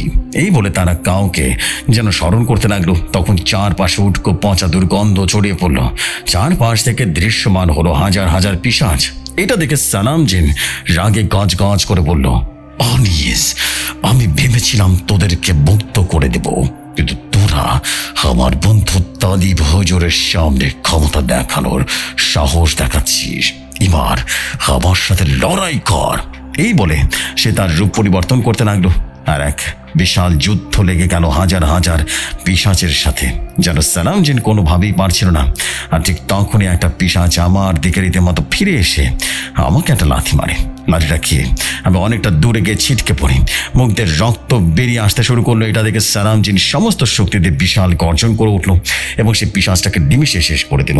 এভাবে আরো অনেকগুলো সময় ধরে যুদ্ধ চলার পর চারদিক থেকে রীতিমতো ফজরের আজান ভেসে আসতে লাগলো। ঠিক সেই সময় রূপা রানীর সমস্ত পিশাচ বাধারের সাথে বেরিয়ে গেল। সালামজিন তখন তার স্বাভাবিক রূপে ফিরে এসে আমাকে কাদের মিয়ার বাড়িতে নিয়ে চলে আসলো। সালামও বেশ আহত অবস্থায়। আমি তাকে তার রাজ্যে ফিরে যেতে বললাম, সেও চলে গেল। এরপর আমি কাদের মিয়াকে সমস্ত ঘটনা করে বললাম। তখন কাদের মিয়া বলল, হুজুর এখন আমাদের কি হবে? আপনিও সেই শয়তানের হাতে আহত হয়ে ফিরে আসলেন। এখন আমাদেরকে কে রক্ষা করবে? আদর বললাম, আমি একটু সুস্থ হয়ে আবারও শয়তানের মুখোমুখি হব। তখন কাদের মিয়া বলল, ঠিক আছে হুজুর, আপনি এখন বিশ্রাম নিন। এই বলে সে চলে গেল। দেখতে দেখতে আরো 2টা দিন কেটে গেল। এর মধ্যে গ্রামে আরো একজন লোকের মৃত্যু হয়েছে। 2 দিন পর আমি একটু সুস্থ হয়ে আবার সালাম জিনকে স্মরণ করলাম। তখন সালাম জিন এসে আমাকে বলল, আসসালামু আলাইকুম হুজুর, আপনি এখন কেমন আছেন? আমি বললাম, ওয়ালাইকুম আসসালাম বন্ধু, আমি এখন ভালো আছি। তখন আমি তাকে বললাম, বন্ধু আমি চাই আজ রাতের মধ্যে শয়তানের খেলাটা শেষ করতে। তখন সালাম জিন আমাকে বলল, বন্ধু আপনি এই বিষয়ে বড় ভাই আদনান জিনের সাথে কথা বলুন, কেননা আমার মনে হচ্ছে আমরা কিছু একটা ভুল করছি। এখন এই কাজটা শুধুমাত্র একজনই করতে পারে। বুঝলি দাদু ভাই, আদনানের শক্তি সম্পর্কে তো তোমাদের আগে জানিয়েছি। আদনান হলো এক জাহানের সবচাইতে প্রতাপশালী জিনদের মধ্যে একজন, যারা অন্যায় পরিবেশ মেনে নিতে পারে না, সবকিছু ধ্বংস করে দেয়। যার নাম শুনলে ইফরিত, বারিদ, ঘোল, ডাকিনী, যোগিনী, এমনকি সমস্ত জিন জগৎ থরথর করে কেঁপে ওঠে। তো আমি তখন সালাম জিনকে বিদায় দিয়ে আমার বন্ধু আদনান জিনকে স্মরণ করি। কিছুক্ষণের মধ্যেই চারিদিকে ঝড় শুরু হয়ে যায়। গাছপালা রীতিমতো ভেঙে চুরমার হয়ে যাচ্ছে। এতটাই বড় হচ্ছিল যে প্রকৃতি তার আগমন বেড়ে নিতে পারছিল না। হঠাৎ করে আবার ঘরটা কুয়াশায় আলোকিত হয়ে গেল আর বৃষ্টির সুঘ্রাণে ভেসে গেল। আর সেই আলো থেকে বেরিয়ে এলো অতীত সুদর্শন এক যুবক, যার চেহারা দেখলে হাজার হাজার কষ্ট রীতিমতো ভুলে থাকা যায়, যার হাসি দেখলে শত ব্যথাও রীতিমতো হার মেনে যায়। সেই অতি পরিচিত মুখ, সেই ভুবন তোতলানো হাসি দিয়ে আমার সামনে দাঁড়িয়ে আছে আমার প্রাণপ্রিয় বন্ধু আদনান জিন। আদনান জিন তখন বৃষ্টি কণ্ঠে আমাকে সালাম দিল আর বলল, আসসালামু আলাইকুম বন্ধু, কেমন আছেন আপনি? আর আপনি এখানে কেন? আমি তখন তাকে কাদের মিয়া এবং আমার কাছে আসে এবং গ্রামের সমস্ত ঘটনা খুলে বললাম। তখন সে গম্ভীরভাবে পড়ল, হুজুর আমাকে কিছুটা সময় দিন। এই বলে সে আমার সাথে বেরিয়ে গেল। কিছুক্ষণ পর ঘরটা আবার সুগন্ধ রীতিমতো ছড়িয়ে পড়ল। আমি তখন বুঝতে পারলাম আমার বন্ধু চলে এসেছে। আদনান এসে আমাকে বলল, হুজুর আপনি আমাকে না জানিয়ে এই কাজটা কিভাবে করতে পারলেন? আর সালাম সবকিছু না জেনে আপনাকে নিয়ে কেন এই গ্রামে আসলো? আমি বললাম, বন্ধু আপনি একটু শান্ত হন আর খুলে বলুন কি হয়েছে। হ্যাঁ। তখন আদনান জিন বলল, শুনুন হুজুর, সেদিন যখন সোহেল এবং তার বন্ধুরা আনিসকে জিন্দা কবর দিয়ে সেখান থেকে চলে আসে, তারা সেখানে থেমে থাকেনি। তারা সেজা গিয়ে সে নূর ইসলামের বাড়িতে চলে আসে এবং মারতে মারতে সে গ্রাম থেকে বের করে দেয়। নূর ইসলাম তখন তাদেরকে বলেছিল, আমার মেয়ে এবং তার ভালোবাসাকে তোরা চিরতরে বাঁচতে দিলি না, এবার আমিও তোদেরকে প্রতিশোধের আগুন কতটা ভয়ঙ্কর হতে পারে সেটা দেখাবো তোকে। এই বলে সেখান থেকে চলে যায়। তারপর নূর ইসলাম তানসিকের কাছে গিয়ে সাহায্য চায় এবং সম্পূর্ণ ঘটনা করে বলে। তখন তানসিক নূর ইসলামকে সাহায্য করতে রাজি হয়ে যায় এবং বলে, তোর মেয়ে জামাইকে নিয়ে রাতের বেলা যজ্ঞ করতে হবে। তোকেও নিজ ইচ্ছায় আমার প্রভু স্বয়ং রক্তচোষা পিশাচের উদ্দেশ্যে বলি হতে হবে। তুই কি পারবি? তখন নূর ইসলাম বলল, হ্যাঁ আমি পারবো, আমার তো এই জগতে আপন বলতে আর কেউ নেই। এই বলে যেখানে সে রূপাকে কবর দিয়েছিল সেখানে সে রূপার লাশ এবং আনিসের কবর খুঁড়ে লাশ বের করে নিয়ে এসে ভয়ঙ্কর পিশাচ ডেভিলকে আহ্বান করে। আর ডেভিল যখন সেখানে আসে তখন তান্ত্রিককে উদ্দেশ্য করে বলে, বীরে তান্ত্রিক, আমাকে এখানে কেন ডেকেছিস বল? তান্ত্রিক তখন বলল, প্রভু আপনি শান্ত হন, আপনি আমার ভোগ গ্রহণ করুন। এই বলে রূপা এবং আনিসের দিকে ইশারা করে। তখন ডেভিল রূপা এবং আনিসের বুক ছিঁড়ে তাদের করে যা চিবাতে চিবাতে বলল, তোর বলিতে আমি সন্তুষ্ট, বল তুই আমার কাছে কি চাস? তখন তান্ত্রিক বলল, প্রভু আমি কিছু চাই না, আপনি এই লোকটাকে সাহায্য করুন, এদের সাথে যা অন্যায় হয়েছে তার প্রতিশোধ দিন। তখন ডেভিল বলল, ঠিক আছে তাই হবে, তো তার জন্য নূর ইসলামকে আমার নামে বলি হতে হবে। তখন নূর ইসলাম বলল, প্রভু আমি রাজি আছি, আমি চাই গ্রামে যাতে এই অপরাধের কেউ যাতে না বেঁচে থাকে। তখন ডেভিল বলল, ঠিক আছে, তবে বৃত্ত থেকে বেরিয়ে আয়। দূর ইসলাম নিজ ইচ্ছা বৃত্ত থেকে বেরিয়ে আসলো, আর মুহূর্তের মধ্যেই ডেভিল এক টানে রীতিমতো তার বাঁধাটা ছিঁড়ে আলাদা করে দিল, আর রূপা এবং আনিসের কারেন্ট জিনকে নিজের আত্মার সাথে মিলিয়ে নিল। এখন রূপা এবং আনিসের আত্মাকে আটকানোর ক্ষমতা কোনো কবিরাজের নেই। কিন্তু বন্ধু, তুমি চিন্তা করো না, আমি তোমাকে একটা আয়াত শিখিয়ে দিচ্ছি। তুমি আজ রাতে আবারও সে কবরের কাছে গিয়ে গোল বৃত্ত আঁকবে। আমি শিখিয়ে দিব, আয়াতটি পরে বৃত্তটি বন্ধ করে আনিস এবং রূপাকে ডাকবে। আমি ঠিক সময় মতো এসে হাজির হব। এই বলে আদনান জিন সেখান থেকে চলে গেল।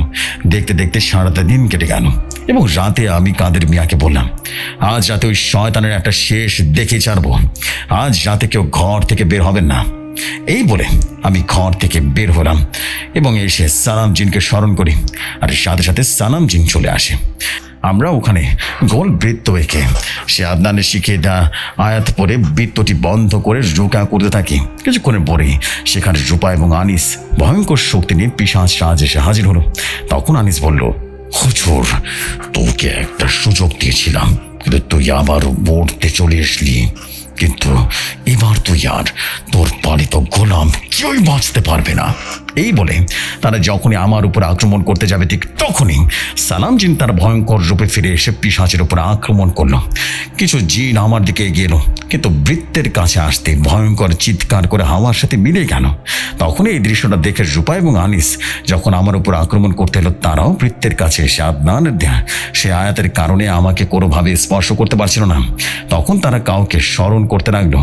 সাথে সাথে জায়গাটা থমথমে হয়ে গেল, বাতাসটা যেন থমকে গেল, চারদিকে ভয়ঙ্কর কালো অন্ধকার রীতিমতো ঢেকে গেল। একটা উটকো পচা গন্ধ আমার নাকে তীব্রভাবে লাগলো, আর সে অন্ধকারের ভেতর থেকে বেরিয়ে এলো এক বিশাল দানবীয় অবয়ব। তাকে দেখে ভয়ঙ্কর লাগছিল। তার মাথায় ছিল দুটো শিং, চোখের জায়গায় কোনো চোখ ছিল না, যেখানে দুটো আগুনের গোলা ছিল, আর তার জিহ্বাটা প্রায় 1 হাত পরিমাণ, শরীরটা লোমে ভরা। তখন সে আস্তে আস্তে বলল, পীরের তলে ভোজন, পুরো সামান্য একটা ইফরিতের জিনকে নিয়ে আমার সাথে লড়াই করতে চলে এসেছিস। তুই হয়তোবা জানিস না আমি কি। আমি হলাম ডেভিল। এই বলে সে চোখের পলকে সালাম জিনকে ধরে কয়েকটা আছাড় বের দূরে ছুঁড়ে মারল। সালাম জিন আচমকা রীতিমতো আক্রমণ ঠেকাতে ব্যর্থ হলেন, আহত হয়ে পড়লেন। সে চিৎকার করে বলল, হুজুর, আপনি আর দেরি না করে তাকে ডাকেন। আমি রীতিমতো দেরি না করে চোখ বন্ধ করে স্মরণ করতে থেকে আদনান জিনকে। তখন পরিবেশটা কেঁপে কেঁপে উঠলো, মাটি থর থর থর থর করে কেঁপে কেঁপে উঠলো। চারদিকে ঝড় শুরু হয়ে গেল, আকাশে বজ্রপাত হতে লাগলো। ঝড়ের প্রভাব এতটাই বেশি ছিল যে ঠিকঠাক মতো কেউ দাঁড়াতে পারছিল না। তখন ডেভিল আমাকে বলল, পীরের জানোয়ারের বাচ্চা, তুই এখানে কাকে স্মরণ করেছিস যার আগমনে প্রকৃতি মেনে নিতে পারছে না? আমি তখন হাসতে হাসতে বললাম, এখানে এখন তোর বৃত্তদূত এসে পড়েছে। ঠিক তখনই আকাশ থেকে একটা বজ্রপাত সোজা এসে আমার সামনে মাটিতে আছড়ে পড়লো। সাথে সাথে ধোঁয়া চারদিকে ছড়িয়ে পড়লো। ধোঁয়াটা একটু কমতেই দেখা যায় সিংহাসনের রাজকীয় পোশাকে দাঁড়িয়ে আছে আদনান জিন। কিন্তু এই আদনান, সে আদনান আমি যাকে চিনি সে আদনান নয়। তার চোখে কোনো মায়া নেই, তার মুখে কোনো হাসি নেই। আদনানকে দেখে সেখানে থাকা সকল পিশাচ ভয়ে এদিক ওদিক ছোটাছুটি করতে লাগলো। ডেভিল তখন বলল, তুই তুই এখানে কি করছিস আদনান? আদনান তখন রাগে গড় গড় করতে করতে বলল, ডেভিল, তোর কত বড় সাহস! তুই আমার প্রাণপ্রিয় বন্ধু তালিবকে মারার দুঃসাহস দেখেছিস। আজ তোকে ভয়ঙ্কর বৃত্ত দেব, যা পুরো জিন জগতে কেউ কোনোদিন দেখেনি। যা শুনতে পুরো জিন জগৎ কেঁপে কেঁপে উঠবে। তখন ডেভিল বলল, আদনান, তুই তো ভুলে যাচ্ছিস আমিও ডেভিল। ডেভিলের কথা শুনে আদনান জিন এক পৈশাচিক হাসি দিল। মুহূর্তের মধ্যেই আদনান বিশাল এক দানবীয় রূপ নিল। চোখ থেকে নীল রঙের এক তীব্র অগ্নিশিখা বের হতে শুরু করলো। শরীর থেকে লাভা গড়িয়ে পড়তে লাগলো। সে তার হাত ইশারা করে রীতিমতো আকাশ থেকে আগুনের গোলা বর্ষণ করতে লাগলো। ডেভিল তার বিশাল দেহ নিয়ে আদনানকে আক্রমণ করে এলো এবং আদনান শূন্যে মিলিয়ে গেল। পরক্ষণে ডেভিলের পেছনে আবির্ভূত হলো তার এক শিং উপরে ফেরে এবং ডেভিলের আর্তনাদে পুরো জঙ্গল কেঁপে কেঁপে উঠল। তখন আদনান জিন ডেভিলকে নিয়ে আকাশের দিকে উঠে যায় এবং ডেভিল ভয়ঙ্কর আর্তনাদ করে বাতাসের সাথে মিলে গেল। আর আমি তখন যা দেখি, রূপার আনিসের আত্মা আস্তে আস্তে হাওয়ার সাথে মিলে গেল।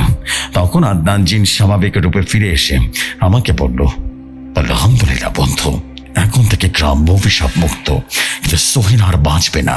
আগামীকাল সকালে সে মারা যাবে। এই বলে আদনান জিন সেখান থেকে চলে গেল। তখন সালাম জিন তার স্বাভাবিক রূপে ফিরে এসে আমাদের কাদের মিয়ার বাড়িতে পৌঁছে দিয়ে সে তার রাজ্যে চলে গেল।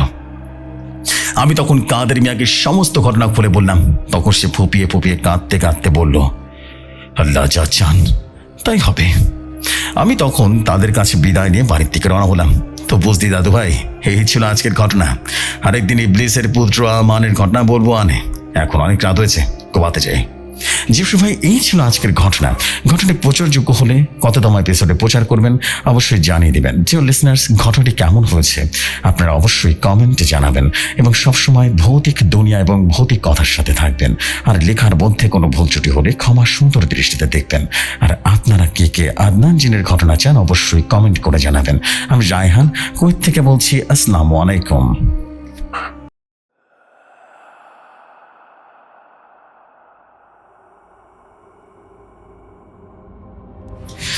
ওয়ালাইকুম আসসালাম প্রিয় রায়হান ভাই।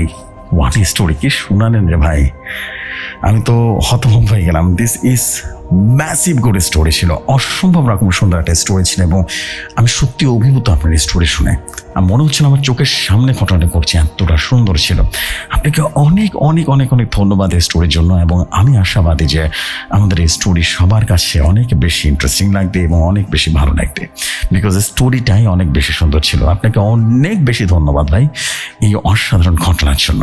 আশা রাখি প্রতিবারের মতো দারুণ কোনো কিছু আপনারা শুনবেন এবং আমি আপনাদেরকে শোনাতে পারবো। Thank you very much, thank you very very much প্রিয় ভাই, এবং আপনার পরবর্তী ঘটনার অপেক্ষায় থাকলাম। খুব সুন্দর ছিল, অসম্ভব সুন্দর এই ঘটনার জন্য আপনাকে মেনি মেনি থ্যাঙ্কস। সো এই ছিল আজকে ভৌতিক দুনিয়ার আয়োজন। নিশ্চয়ই জানেন যে ভৌতিক কথা কিন্তু আমরা অনির্দিষ্টকালের জন্য বন্ধ রেখেছি। কবে ওপেন করব আবারও আগের মতো সেটা আপনাদেরকে জানিয়ে দেবো। ততদিন মতো আপনাদের এই ঘটনা শুনবেন আমার ভৌতিক কথা বা ভৌতিক দুনিয়া এই চ্যানেলে। এই চ্যানেলে 80,000 সাবস্ক্রাইবার। আপনাদের ভালোবাসা থাকলে খুব দ্রুতই 1 লাখ সাবস্ক্রাইবারে আমরা উপনীত হব। আপনাদের দোয়া লাগবে, আপনাদের ভালোবাসা লাগবে এবং আপনাদের সুন্দর সুন্দর ঘটনা লাগবে। ইনশাল্লাহ আপনাদের সহায় থাকলে, আপনাদের ভালোবাসা থাকলে অনেক দূর এগিয়ে যাওয়া সম্ভব। আপনারা ছিলেন বলেই তো এত কিছু সম্ভব হয়েছে। আপনারা আছেন, আপনারা শুনেন আমাকে, এবং এভাবেই কিন্তু আমরা এগিয়ে যেতে পারি। আপনাদের ভালোবাসা খুব বেশি প্রয়োজন, আপনাদের সাবস্ক্রিপশন অনেক বেশি দরকার। আপনারা সাবস্ক্রাইব করে ফেলবেন। আপনাদের ঘটনাগুলো এখানে প্রচার করা হবে রেগুলার। ইনশাআল্লাহ প্রতিদিনের মতো ফিরে আসবো কালকেও, এবং কালকেও দারুণ এক এপিসোড নিয়ে আপনাদের সামনে ফিরে আসবো। ততক্ষণ পর্যন্ত সবাই ভালো থাকুন, সুস্থ থাকুন, ভৌতিক দুনিয়ার সাথে থাকুন। ভৌতিক দুনিয়ার ঘটনা পাঠাতে দুটি ওয়ে আছে, ইমেল আর হোয়াটসঅ্যাপ। ইমেল আইডি হচ্ছে bhautikdunia@gmail.com, bhautikdunia@gmail.com, অ্যান্ড হোয়াটসঅ্যাপ নাম্বারটা হচ্ছে 01400930111। এটা ভৌতিক কথা এবং ভৌতিক দুনিয়া দুটিরই অফিসিয়াল নাম্বার। আশা করছি আপনারা সবাই এখানে ঘটনা পাঠাবেন। আশা করছি আপনাদের প্রতিটা স্টোরি শেয়ার হবে। সো আজকের মতো বিদায় নিচ্ছি। আসসালামু আলাইকুম, শুভরাত্রি সবাইকে।